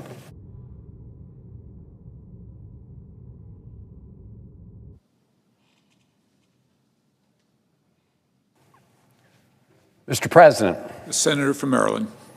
Mr. President, I rise to join my Senate colleague, Senator Alsor-Brooks, to talk about the one-year anniversary of the collapse of the Key Bridge in Baltimore. We speak today on the floor on the eve of that solemn anniversary, and we remember those who died that day. We probably all remember, at least all of us in Maryland, where we were when we learned that the Key Bridge had collapsed. It was a local, national, and in fact, international tragedy. It echoed around the world, and its impact was felt far from Maryland's shores. First and foremost, it was a human tragedy for the 6 Baltimore construction workers who were working the overnight shift that day. As my Senate colleague, Senator Alsor-Brooks, has said, each of them had loved ones who depended on them. 4 of them were fathers. And I, too, would like to read their names into the record on the solemn anniversary eve of their passing away. Alejandro Hernandez Fuentes was 35 years old. Dorlian Roniel Castillo Cabrera, 26 years old. Minor Yasir Sawazo Sandoval, 38 years old. Carlos Daniel Hernandez Estrella, 24 years old. Miguel Angel Luna Gonzalez, 49 years old. and Jose Minor Lopez, 37 years old. Mr. President, these 6 men came to Maryland in search of better lives, and they made our state and indeed our country a better place. Their tragic deaths came as they quietly worked on the overnight shift to maintain the bridge that millions of people depended on. We know that 1 year does not take away any of the pain or grief of their families or their loved ones. We know that this anniversary can be an especially difficult time, bringing up the most painful memories. And today we grieve with them. Mr. President, the Key Bridge collapse also disrupted the lives and the livelihoods of countless Marylanders. For 47 years, the Key Bridge was an indelible part of the Baltimore City skyline and a vital part of our lives. More than 34,000 travelers crossed that bridge each day. It was the gateway to the Port of Baltimore, which welcomes 1,800 ships every year and supports 20,000 direct jobs, including 2,400 union longshoremen, as well as 24,000 jobs spurred by local purchases, and then an additional 7,200 indirect jobs. So you can see its huge economic impact. In fact, it generates $70 billion annually of economic revenue for the city. The Port of Baltimore is the busiest in the nation for farm and construction machinery and imported forest products, and the second busiest for automobiles and light trucks. And when the bridge collapsed that morning, the debris blocked the channel to the Port of Baltimore, putting 8,000 individuals temporarily out of work and halting the flow of trade for millions of Americans. But as the bridge came apart, we came together. And out of this tragedy came unity of purpose and unity of action. We'll remember the first responders, including the 3 Maryland Transportation Authority officers who were on site and quickly acted to stop additional traffic from going onto the bridge, preventing further tragic loss of life. Sergeant Paul Pastorak, Corporal Jeremy Herbert, and Officer Gary Kurtz.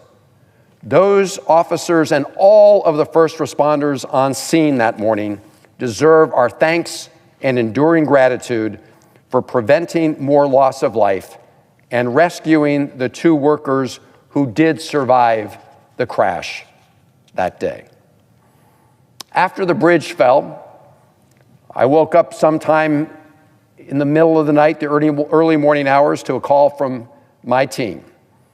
And immediately, everybody sprang into action.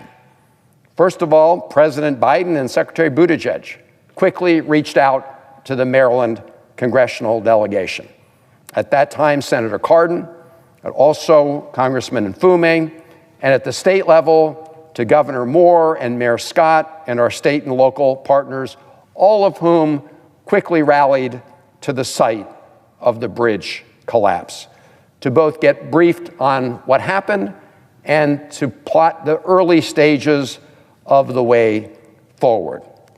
Federal, state, and local agencies established what was called the Unified Command, led by the United States Coast Guard, to manage the scene and begin the recovery effort. The Maryland State Police worked to recover the bodies of the 6 workers from the depths below the river. We were grateful for their quick and their careful work. Mr. President, today is Maryland Day, and I want to commend our first responders for embodying the very best of our state. Following the recovery efforts, the U.S. Army Corps of Engineers led the charge at the Unified Command to clear the debris from that channel. They deployed precision explosives to remove a large section of the bridge from the top of the Dolly. The Dolly was the ship that crashed into the bridge. and they coordinated the response across agencies. On May 20th last year, the ship was finally floated away from the site. And on June 12th, just 78 days after the bridge collapse, the Port of Baltimore was fully reopened, a testament to the unified efforts of federal, state, and local partners. Mr. President, I'd like to thank Colonel Este Pinchason, who was the Army Corps of Engineer person in command of the effort to clear the debris from under the bridge, for her leadership as commander of the Baltimore district at the time. As the colonel noted, when we all spoke about reopening the Port of Baltimore, quote, "It is not a hope, it is a plan," unquote. And as the Army Corps and others cleared the channel, Federal Team Maryland worked to secure the resources that Baltimore City and our state would need to rebuild the bridge. Senator Cardin, Congressman Mfume, and I worked to coordinate the federal response, and we quickly secured the Biden administration's approval of Baltimore's eligibility to receive emergency highway funding to aid in the recovery effort. That was a critical first step. We then introduced the bipartisan Baltimore Bridge Relief Act, legislation to ensure 100% federal funding for the bridge replacement, with bipartisan support in the entire Maryland delegation. We also ensured that any government litigation regarding the bridge, that the proceeds from that, as well as insurance proceeds stemming from the collapse, would go directly to the costs of replacing the bridge. Mr. President, this bridge merited the 100% federal match because of the scale of the disaster and the precedent that we have applied to similar disasters of that scale. It was not simply a Baltimore City tragedy. It did have economic consequences across our region and indeed rippled across the nation. But securing those funds required a months-long effort and an all-hands-on-deck mission. And we worked with colleagues on both sides of the aisle, and that bill finally passed in December of last year. And included in that legislation was an increase in funding for the National Emergency Relief Fund. Mr. President, I want to thank a number of our colleagues who worked with us hand in hand to secure those funds at this moment of tragedy for Baltimore and the country. I want to thank Senators Capito and former Senator Carper of the Environment and Public Works Committee. And I want to thank Senators Collins and Murray of the Appropriations Committee, as well as their staffs and our other colleagues. I appreciate all of those who came to visit the site of the bridge collapse and learn of our needs and what would be required to rebuild. At the end of the day, passing this bill was not just about the funding. It was about keeping the promise that our government made to Baltimore and upholding a deeper national tradition that lies at the foundation of our union. That when one huge disaster strikes any one state, the rest of us assist and come to their help. No one has to go it alone. I also want to thank my former partner in the United States Senate, Ben Cardin, for all his work in this endeavor, and our governor, who worked so hard here on Capitol Hill to help make the case. And I also want to thank my new partner in the Senate, Senator Alsor-Brooks, as she takes up the baton and makes sure that we move full speed ahead. Because of the federal funds, we've gotten the necessary permits to proceed. And we must continue the work to rebuild, not just the bridge itself, but to rebuild all that was lost that day. And the way we did it was by being united. And that is the message that I just want to close on, which is out of this terrible tragedy that happened in Baltimore City, first of all, people came together to comfort the families who lost loved ones. People came to support our first responders. People worked together to clear the channel of debris so the Port of Baltimore could reopen. And colleagues here in the United States Senate and those in the House of Representatives rallied to help Maryland in its time of need. So I thank my colleagues for their efforts, and I thank everybody across America who helped Baltimore City and the state of Maryland at that moment of tragedy. As I say, out of that horrible moment came a ray of hope and unity that has helped us get to this point. Thank you, Madam President, and I yield the floor.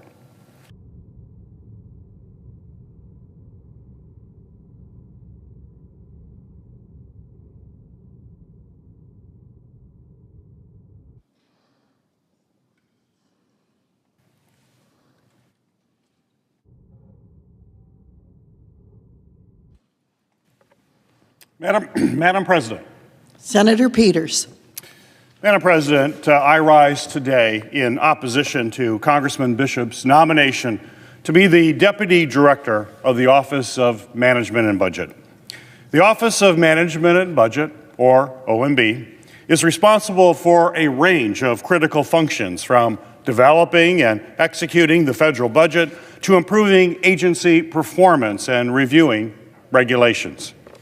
Given his record and views, I have serious concerns about how Congressman Bishop will help lead this important office.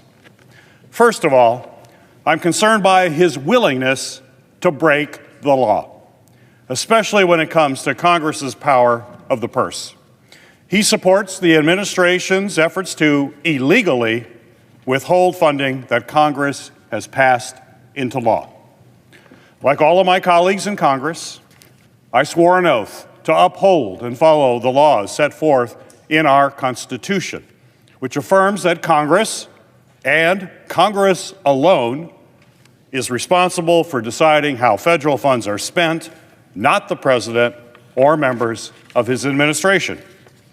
The administration's actions so far to freeze congressionally approved funds have already rocked communities all across my home state of Michigan, as well as across the entire nation. These communities count on the funds appropriated by Congress to upgrade their roads and bridges and pay their police and first responders. If confirmed, Congressman Bishop will only be a rubber stamp for Donald Trump and Director Vought's flagrant disregard for the spending laws passed by Congress. Congressman Bishop has also been a staunch supporter of mass layoffs within the federal workforce that undermine our government's ability to provide vital services to the American people. Our nonpartisan civil servants play vital roles in protecting our national security, caring for our veterans, and ensuring the safety of our transportation system. If we allow the Trump administration to indiscriminately fire these nonpartisan experts and replace them with their political cronies, it will only put our nation and our people at risk. And finally, I'm alarmed by his complete disregard for the law when it comes to whistleblower protections. As a member of Congress, he revealed the name of a whistleblower in direct violation of the law and jeopardized the safety of that individual and their family. We simply cannot trust anyone who is willing to break the law to retaliate against a whistleblower exposing wrongdoing to help such a critical agency within the federal government. And if Congressman Bishop is confirmed, I am concerned that he will defy our duly passed laws and our Constitution to continue President Trump, Elon Musk, and Director Vought's assault on the federal government and the critical services that it provides all Americans. Because of this, I oppose Congressman Bishop's nomination, and I would urge my colleagues to do the same.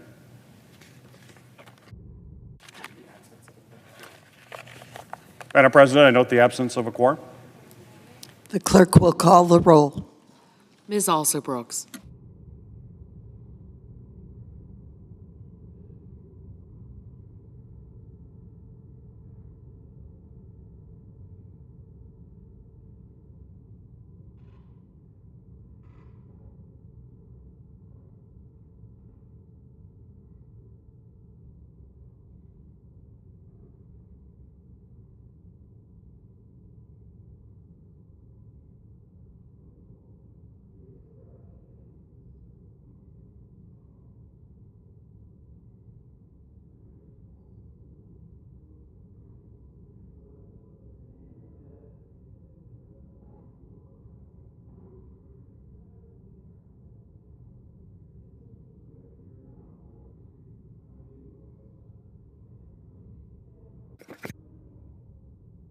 President.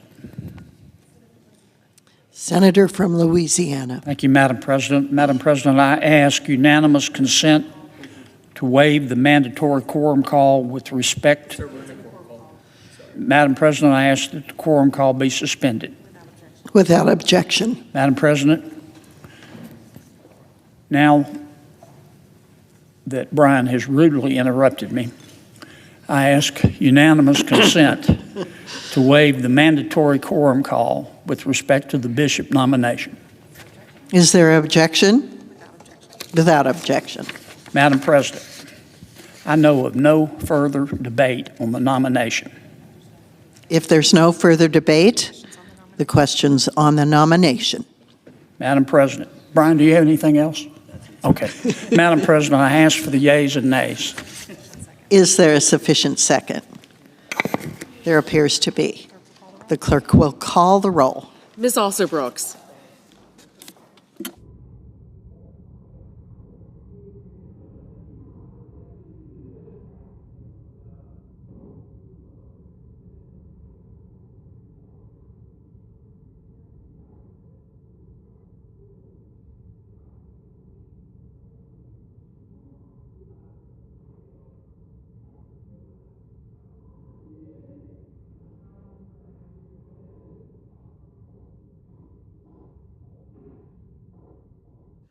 Ms. Baldwin.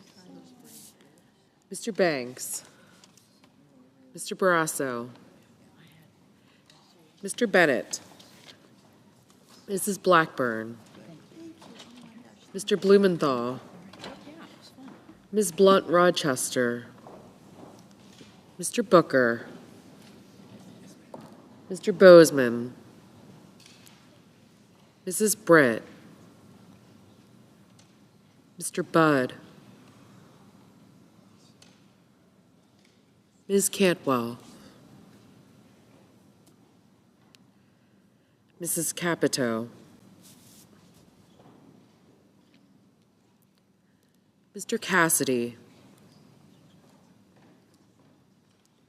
Ms. Collins.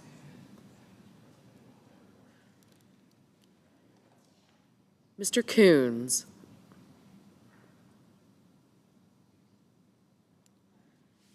Mr. Cornyn. Ms. Cortez Masto. Mr. Cotton.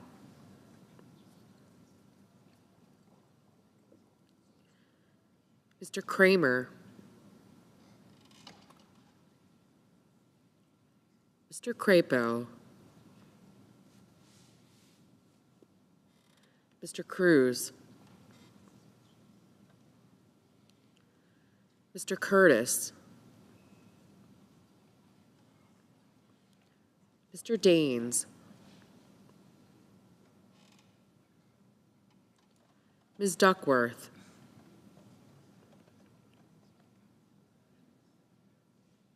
Mr. Durbin. Ms. Ernst.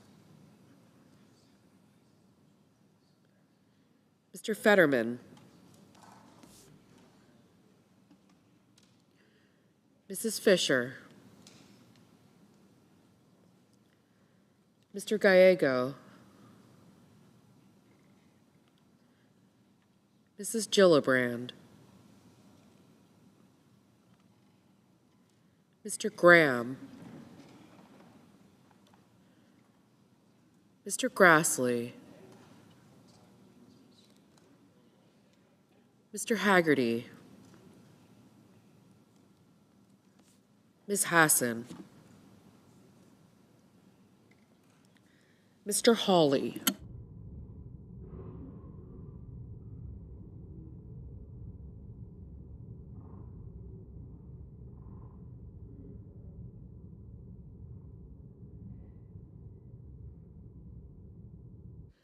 Mr. Heinrich. Mr. Hickenlooper. Ms. Hirono. Mr. Hoven. Mr. Husted, Mrs. Hyde-Smith, Mr. Johnson, Mr. Justice, Mr. Kane, Mr. Kelly, Mr. Kennedy, Mr. Kim, Mr. King, Ms. Klobuchar, Mr. Langford, Mr. Lee, Mr. Lujan, Ms. Lummis, Lummis, aye. Mr. Markey, Mr. Marshall,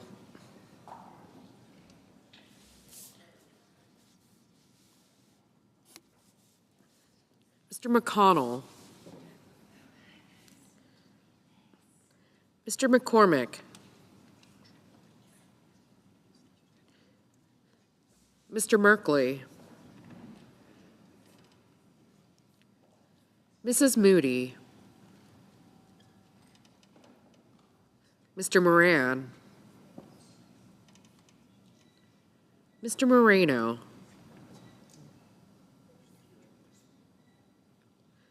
Mr. Mullen,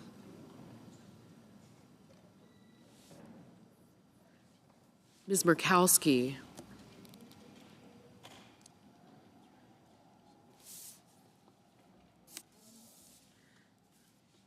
Mr. Murphy, Mrs. Murray, Mr. Ossoff, Mr. Padilla, Mr. Paul, Mr. Peters, Mr. Reed,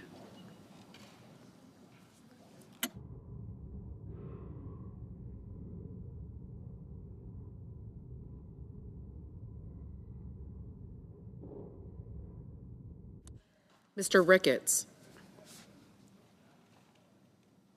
Mr. Resch, Ms. Rosen, Mr. Rounds, Mr. Sanders, Mr. Schatz, Mr. Schiff, Mr. Schmidt, Mr. Schumer, Mr. Scott of Florida, Mr. Scott of South Carolina,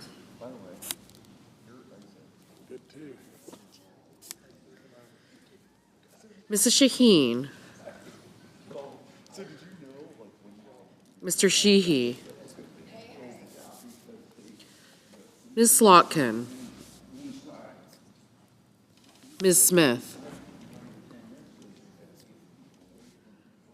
Mr. Sullivan, Mr. Thune,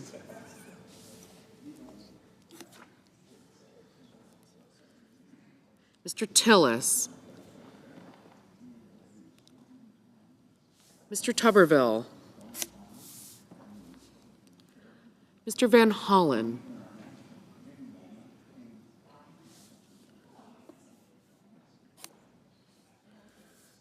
Mr. Warner, Mr. Warnock,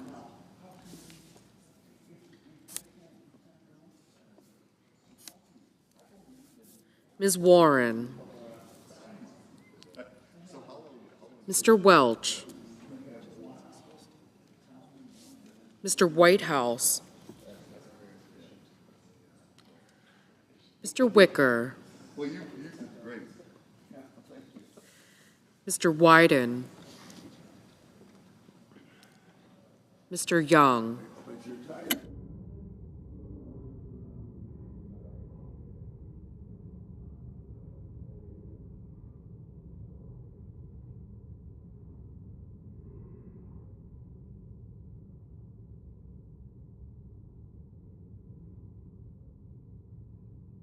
Senators voting in the affirmative: Bozeman, Britt, Capito, Curtis, Grassley, Hassan, Justice, Kennedy, Lummis, Moreno, and Schmidt.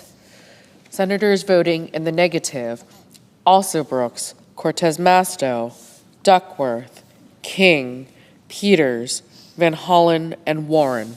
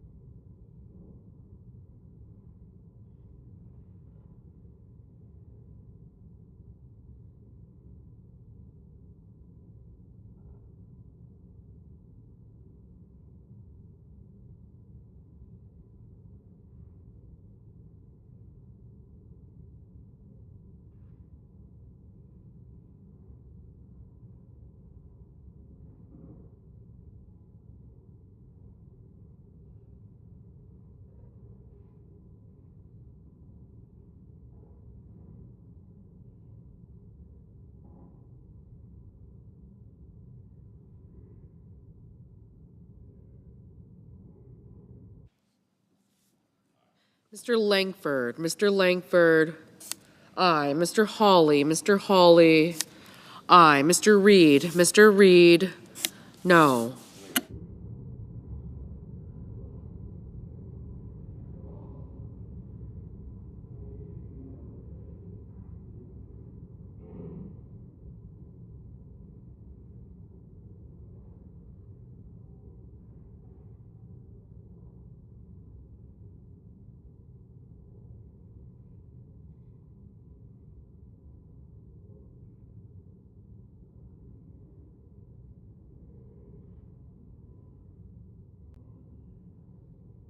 Mr. Sullivan, aye.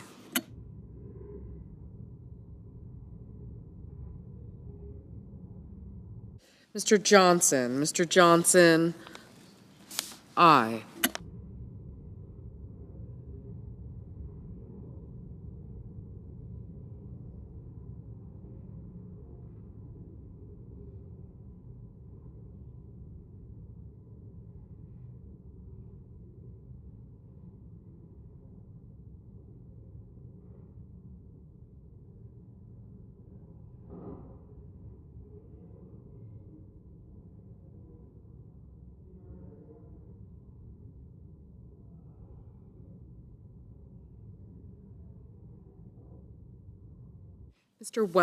Mr. Welch, no.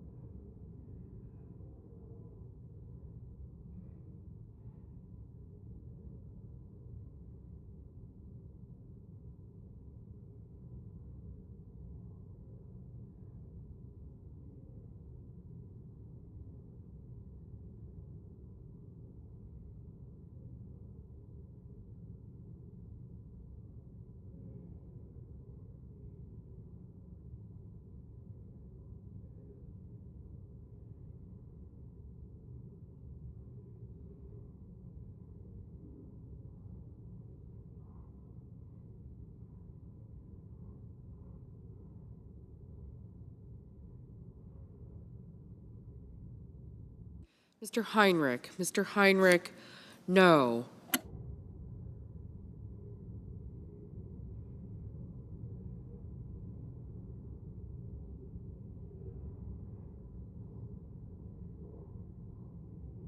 Mr. Mullen. Mr. Mullen, aye.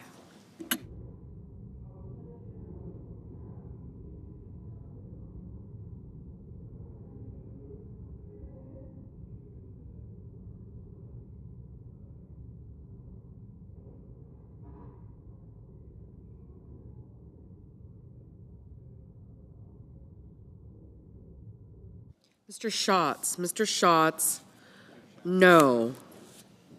Ms. Klobuchar. Ms. Klobuchar, no. Ms. Slotkin. Ms. Slotkin, no. Mrs. Blackburn. Mrs. Blackburn, aye.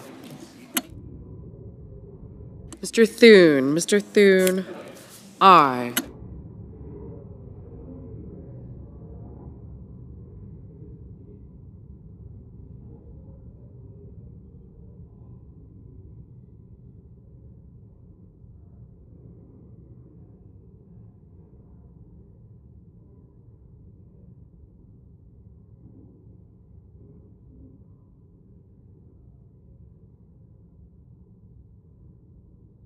Mr. Paul. Mr. Paul, aye.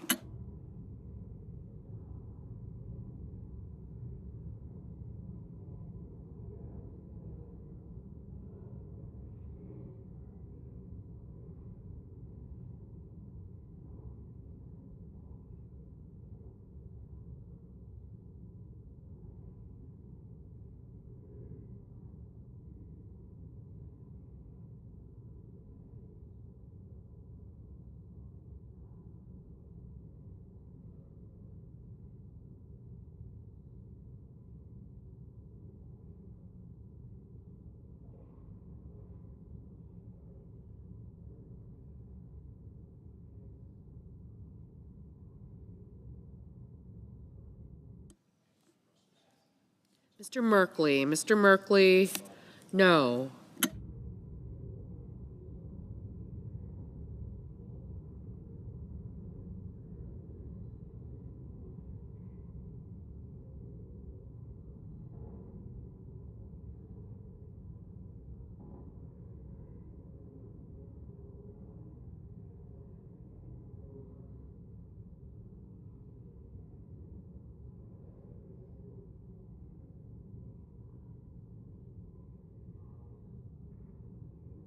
Mr. Marshall. Mr. Marshall, aye.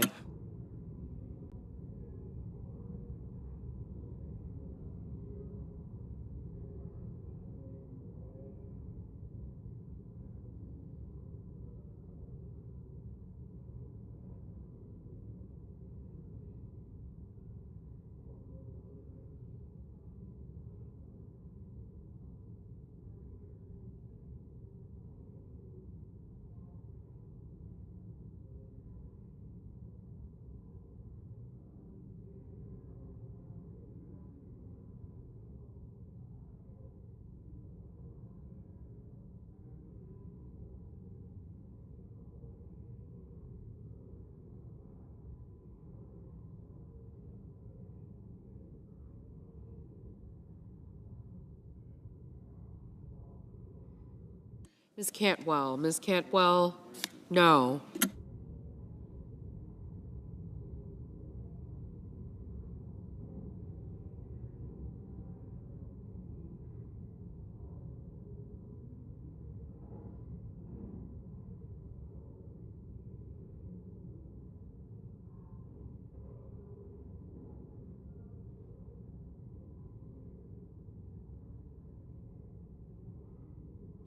Ms. Hassan. Mrs. Shaheen. Mrs. Shaheen, aye.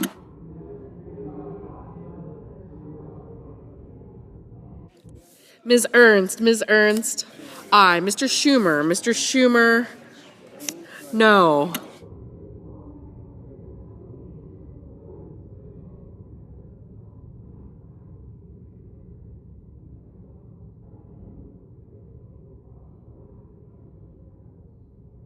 Mr. Gallego, Mr. Gallego, no.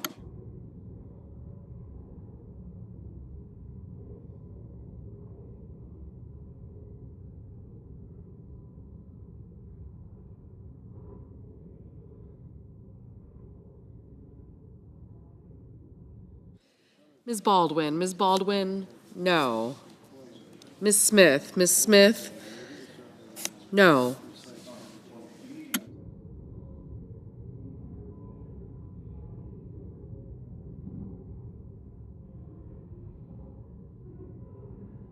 Mr. Tuberville, aye.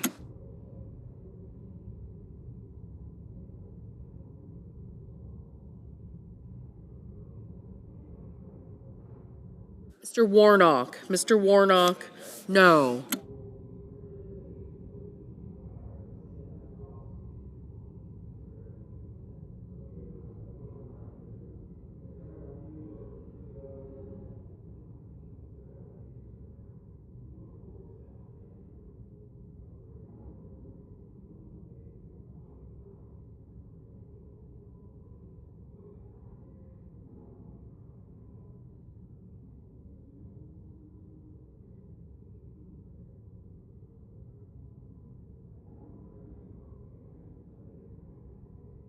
Mr. Ossoff, no.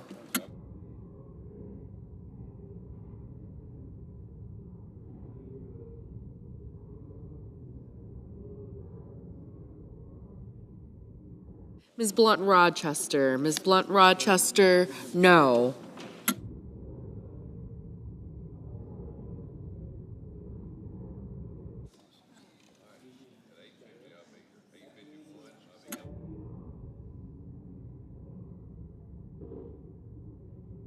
Mr. McCormick, aye.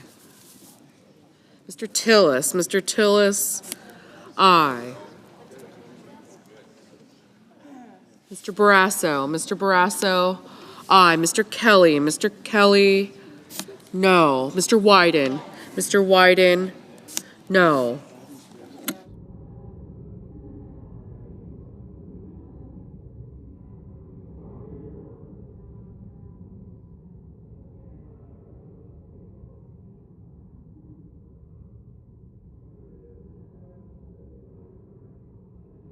Mr. Husted, aye.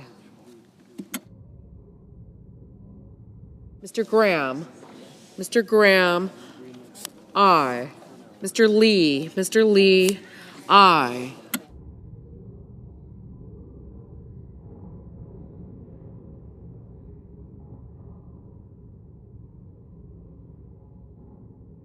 Mr. Kane, no.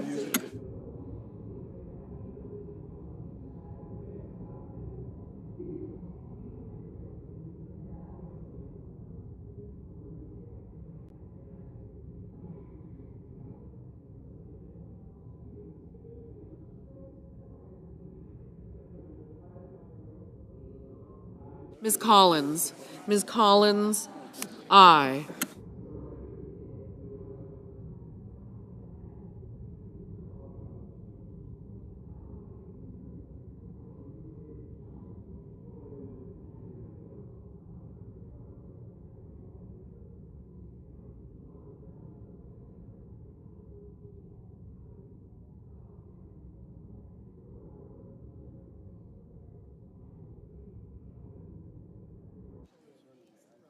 Mr. Rounds, aye.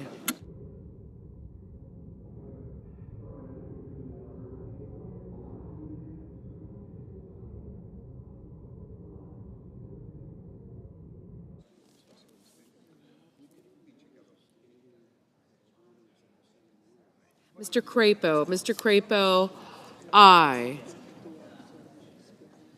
Mr. Blumenthal, no.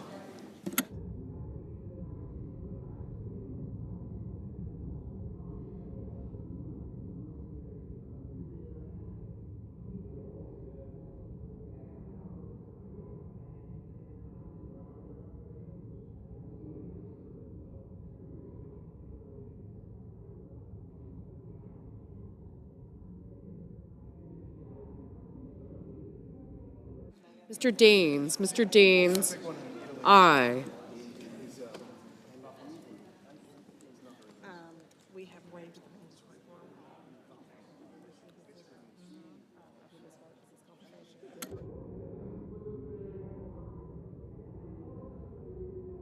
Mr. Hoven, aye. Mr. Kim, no.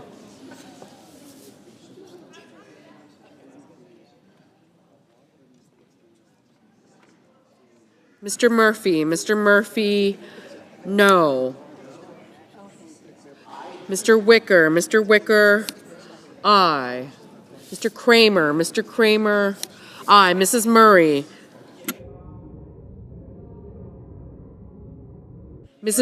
Mrs. Murray, no. Mr. Scott of Florida, aye. Mr. Fetterman, no.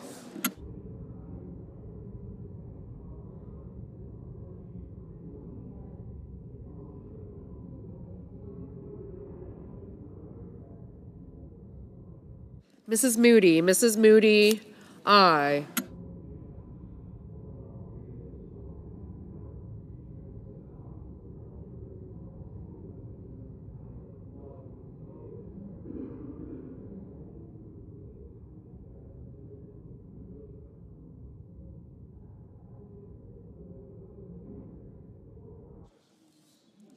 Mr. Ricketts, aye.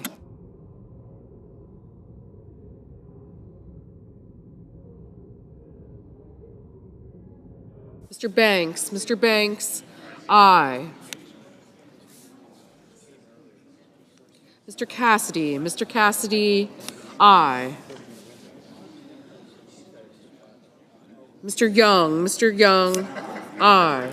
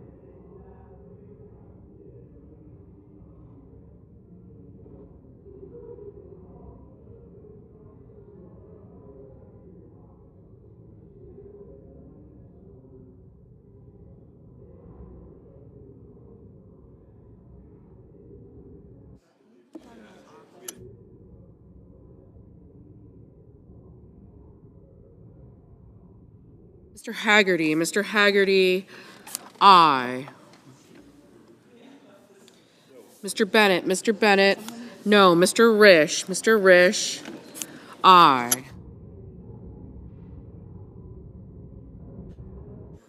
Mr. Markey, no.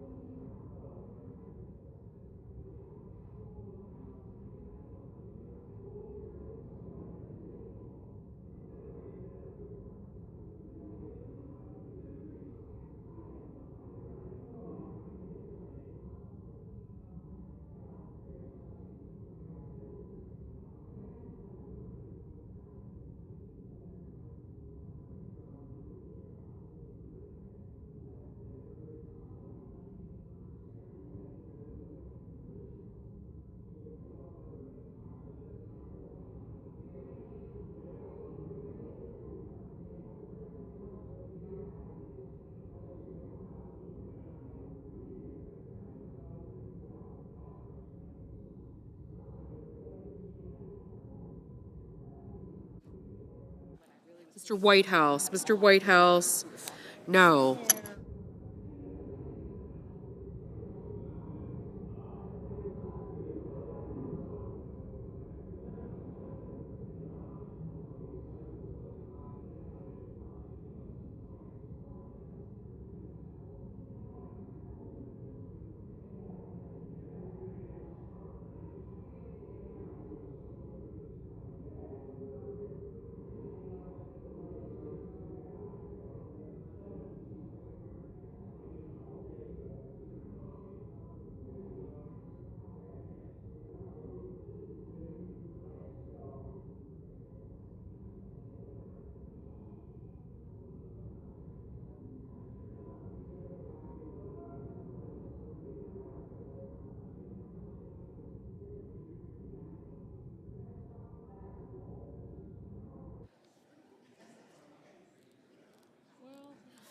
Mrs.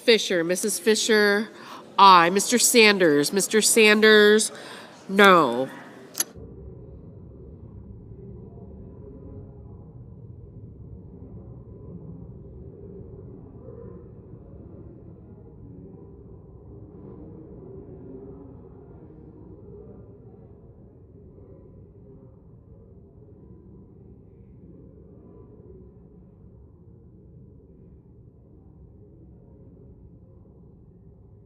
Ms. Murkowski, aye.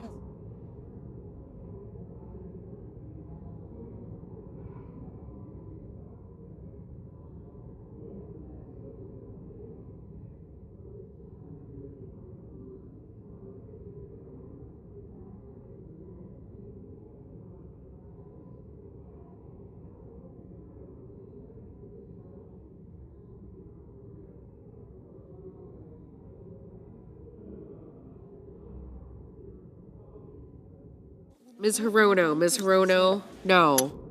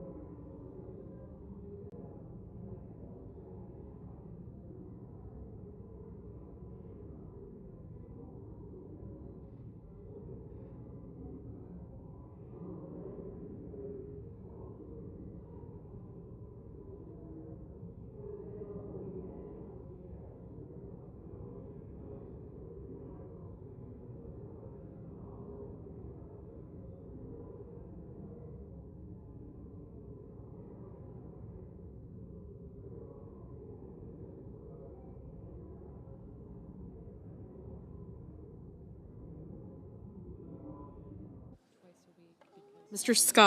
Scott of South Carolina, aye.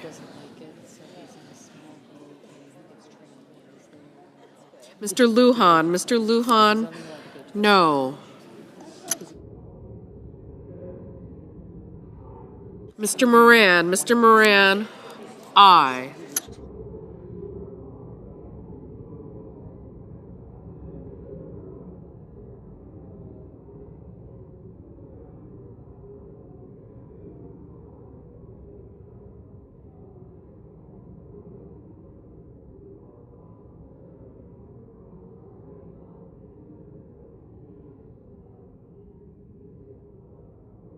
Mr. Cotton, aye.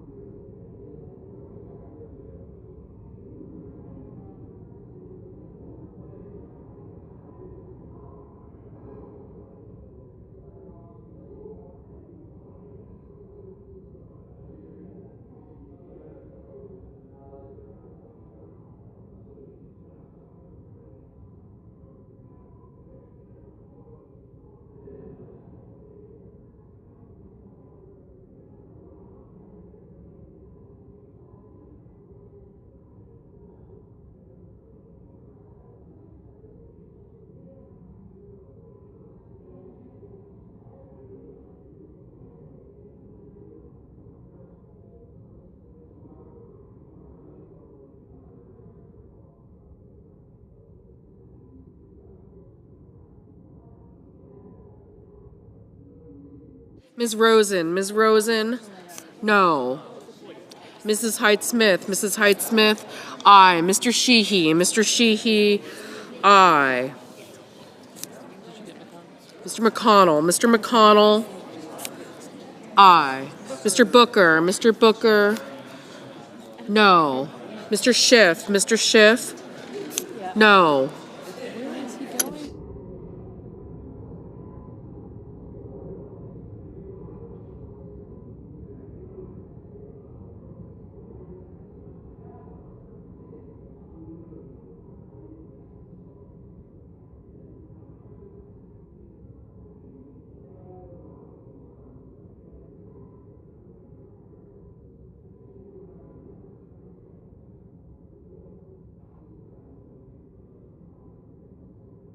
Mrs. Gillibrand, no.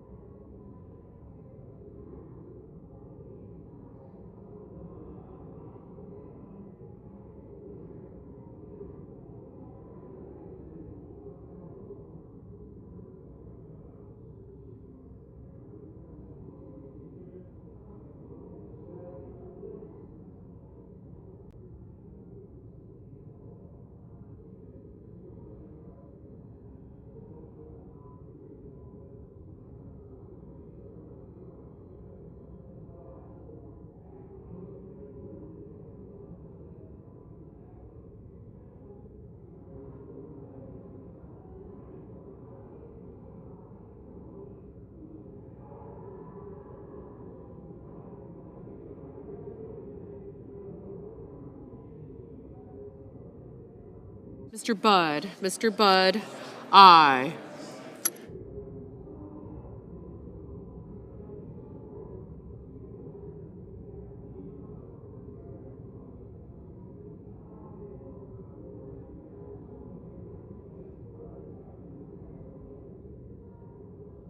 Mr.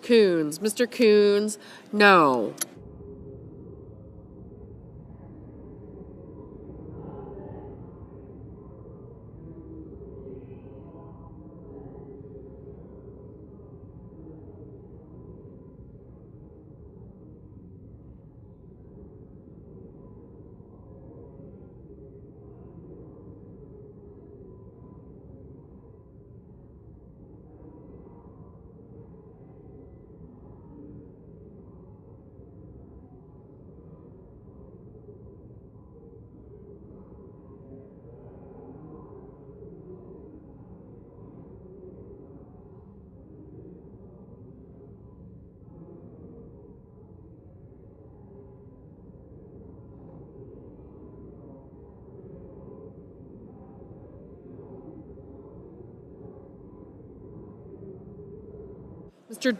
Mr. Durbin, aye.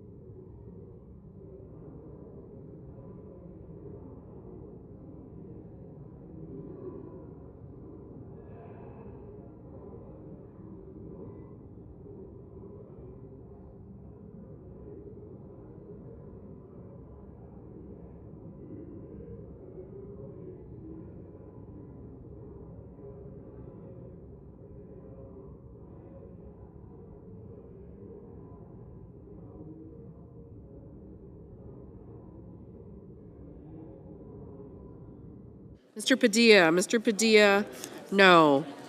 Mr. Warner, no.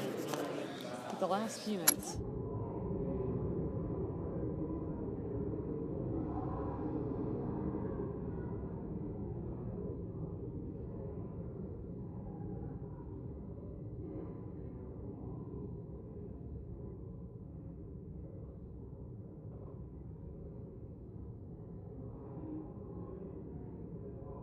Mr. Hickenlooper, no.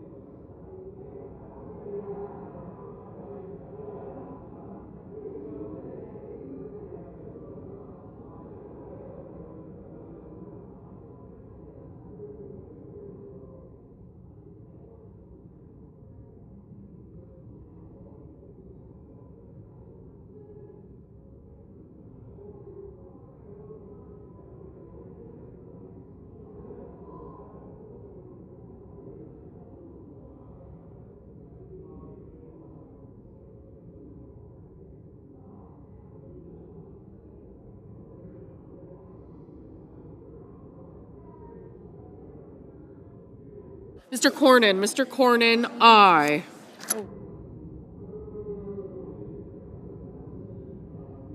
Mr. Cruz, aye.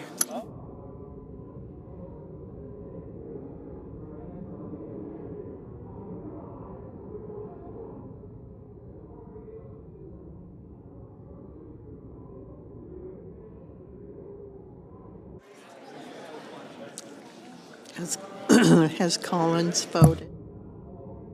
56, the nays are 44. The nomination is confirmed. On this vote, the ayes are 56, the noes are 44. The nomination is confirmed. Under the previous order, the motion to reconsider is considered made and laid on the table, and the President will be immediately notified of the Senate's action. The clerk will report the motion to invoke cloture. Cloture motion, we, the undersigned senators, in accordance with the provisions of Rule 22 of the Standing Rules of the Senate, do hereby move to bring to a close debate on the nomination of James Bishop of North Carolina to be Deputy Director of the Office of Management and Budget, signed by 16 senators. The question is, by unanimous consent, the mandatory quorum call has been waived. The question is it the sense of the Senate that debate on the nomination of James Bishop of North Carolina to be Deputy Director of the Office of Management and Budget shall be brought to a close? The yeas and nays are mandatory under the rule. The clerk will call the roll. Ms. Alsobrooks. Okay, you're good. Cornyn, Marino. Yes. White House, no. Thank you. Thank you. Cruz. Yeah. Gotcha, Senator Cruz. Grassley, aye. Have a good night. You got it, right? I did get you. Can't well. Mr. Warnock. Kim. I did get you. I did get you. Thank you. Thank you. Thank you. Thank you. Have a good night, Mr. Brasso. Thank you. Berkeley. Mr. Bennett. No, and also could you get Yep, thank you. Thank you. Thank you.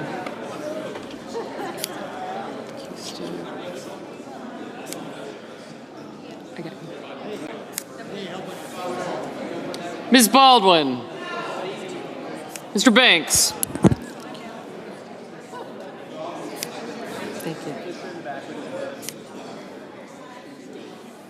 Thank you. Gotcha.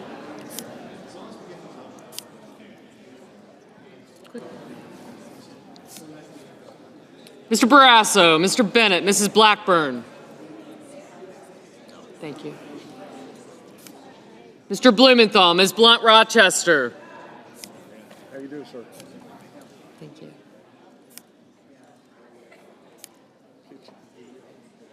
Good. Thank you. Thank you all. Thank you, man. Mr. Booker. You look awful good up there. Mr. Bozeman. Mrs. Britt.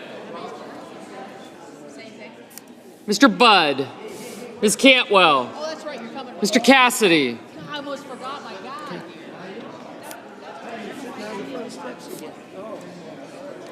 Ms. Collins. Mr. Coons, Mr. Cornyn, Ms. Cortez Masto. Mr. Cotton, Mr. Kramer, Mr. Crapo, Mr. Cruz. Mr. Curtis, Mr. Daines.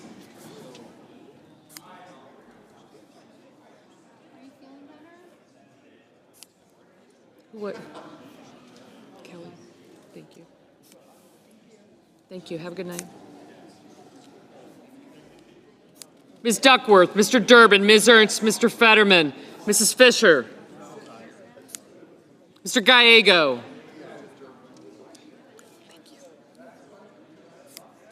Mrs. Gillibrand, Mr. Graham, Mr. Grassley, Mr. Haggerty.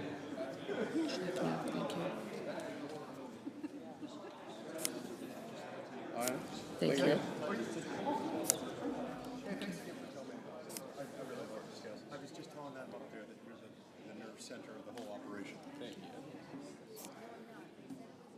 Thank you. Ms. Hassan, Mr. Hawley, Mr. Heinrich, Mr. Hickenlooper, Ms. Verona, Mr. Hoven,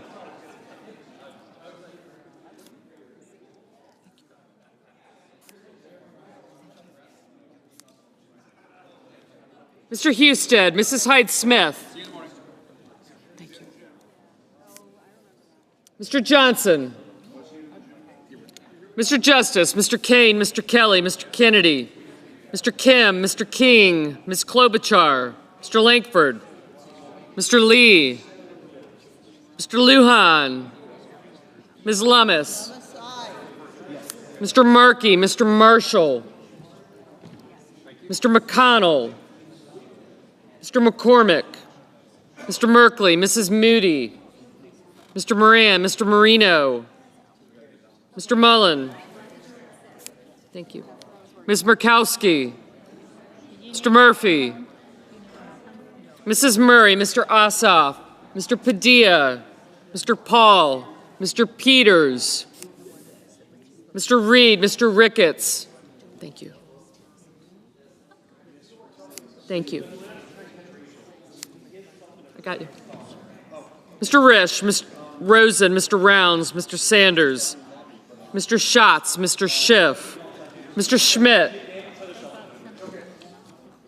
Mr. Schumer, Mr. Scott of Florida, Mr. Scott of South Carolina. Thank you. Mrs. Shaheen, Mr. Sheehy, Ms. Slotkin, Ms. Smith, Mr. Sullivan, Mr. Thune, Mr. Tillis, Mr. Tuberville, Mr. Van Hollen, Mr. Warner. Young, thank you.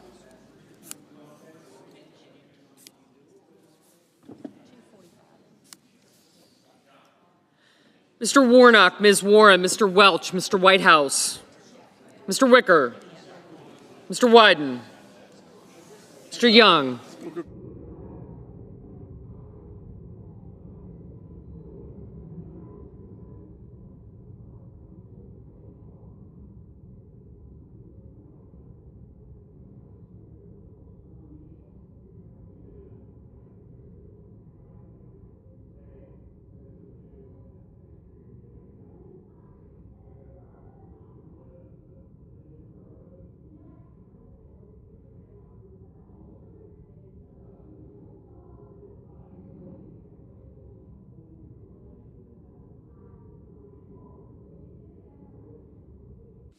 Senators voting in the affirmative: Barrasso, Blackburn, Bozeman, Budd, Capito, Cassidy, Cornyn, Cotton, Kramer, Crapo, Cruz, Curtis, Daines, Ernst, Fisher, Graham, Grassley, Haggerty, Husted, Hyde-Smith, Johnson, Justice, Kennedy, Lee, Lummis, McConnell, McCormick, Moran, Marino, Paul, Ricketts, Risch, Rounds, Scott of South Carolina, Sheehy, Thune, Tillis, Tuberville, and Young.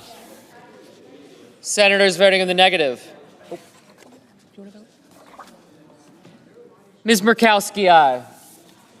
Senators voting in the negative: also Brooks, Baldwin, Bennett, Blumenthal, Blunt-Rochester, Cantwell, Coons, Cortez Masto, Duckworth, Durbin, Fetterman, Gillibrand, Hassan, Heinrich, Hickenlooper, Hirono, Kane, Kelly, Kim, King, Klobuchar, Lujan, Markey, Merkley, Murray, Ossoff, Padilla, Peters, Reed, Rosen, Sanders, Schatz, Schiff, Schumer, Shaheen, Slotkin, Smith, Warner, Warnock, Warren, Welch, Whitehouse, and Wyden. Mr. Murphy, no.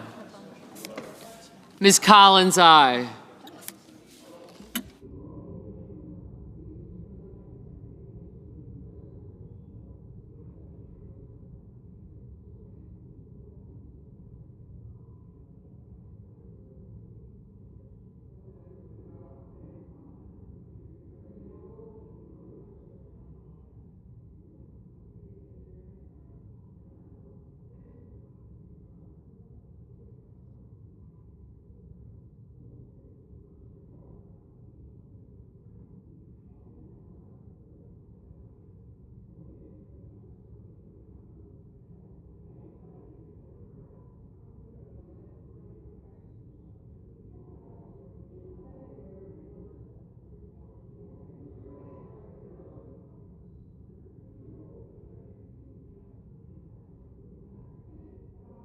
Mr. Banks, aye.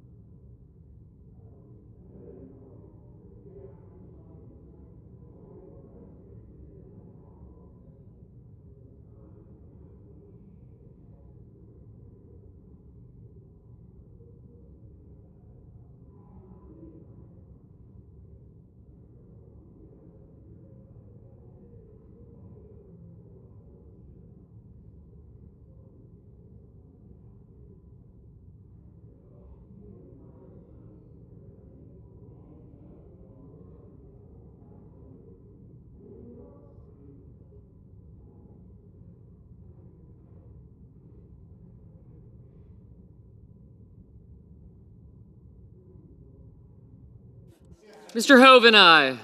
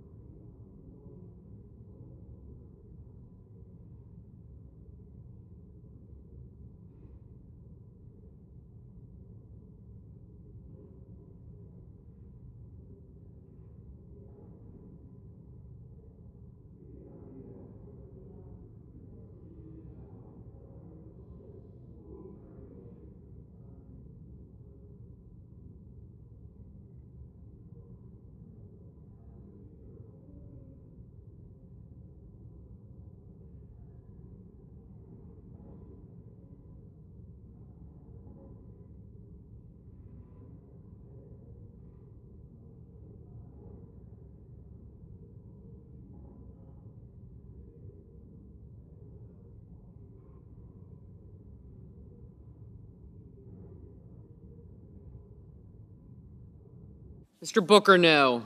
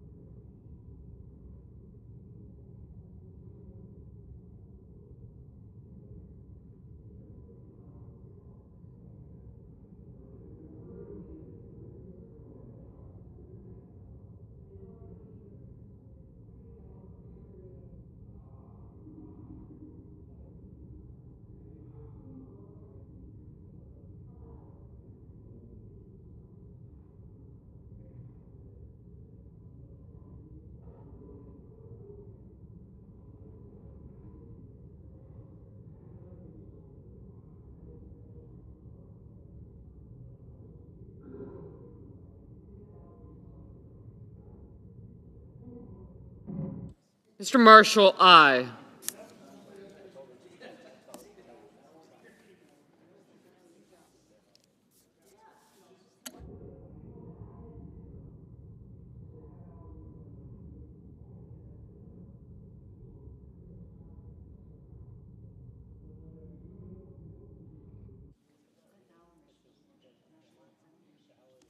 Mr. Van Hollen, no.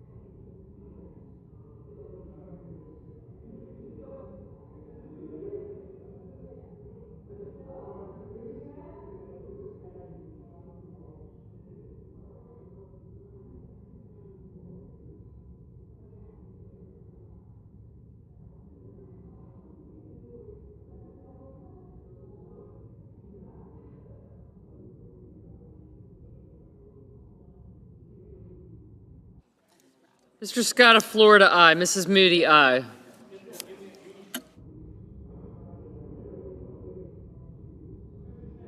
Mr. Schmidt, aye.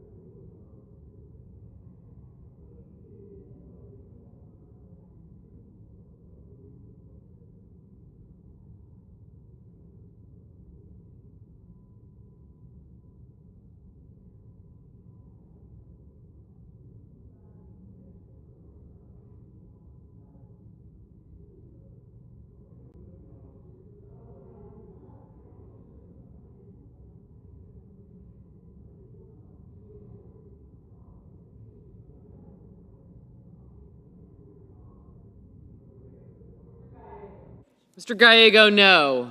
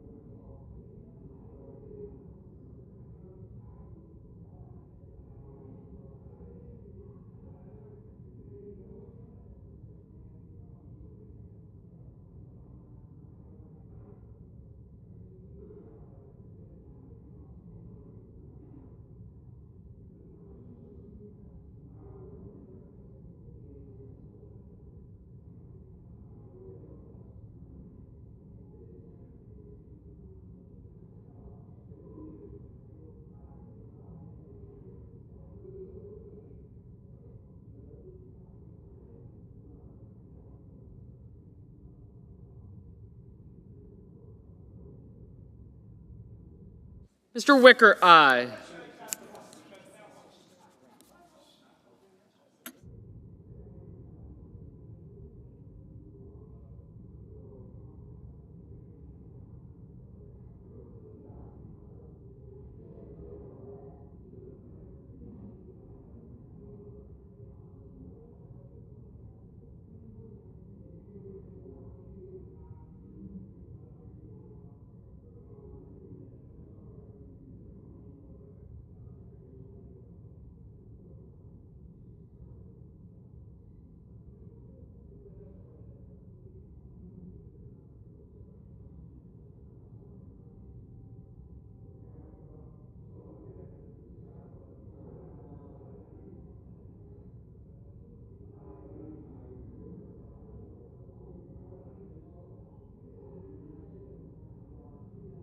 Mrs. Britt, aye.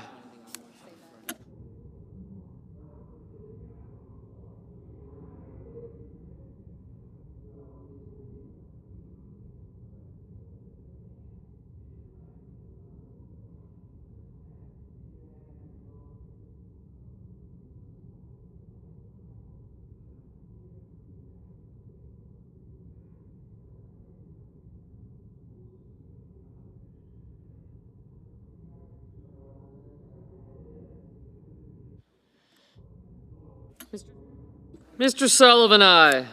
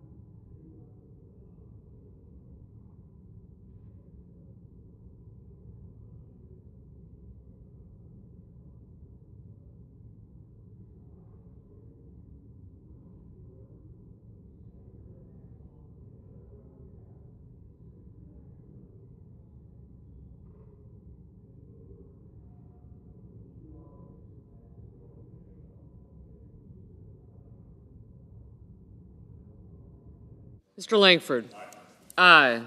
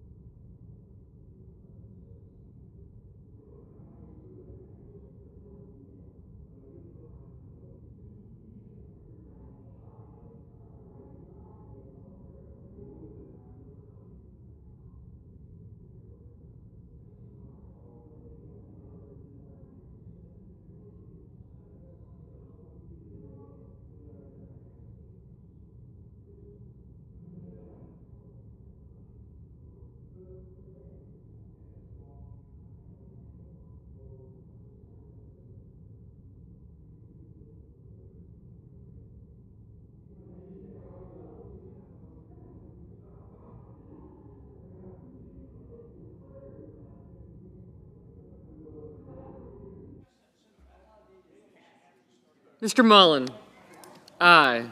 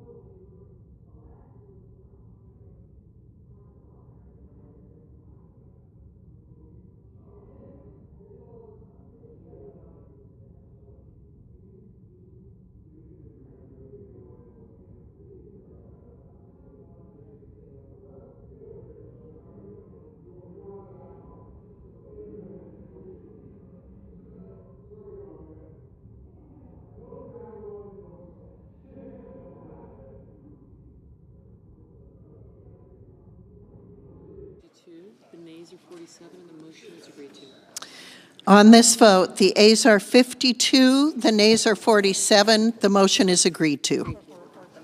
The clerk will report the nomination. Nomination, Executive Office of the President, James Bishop of North Carolina to be Deputy Director of the Office of Management and Budget. Madam President, I ask unanimous consent that the Senate resume legislative session and be in a period of morning business with senators permitted to speak therein for up to 10 minutes each. Without objection.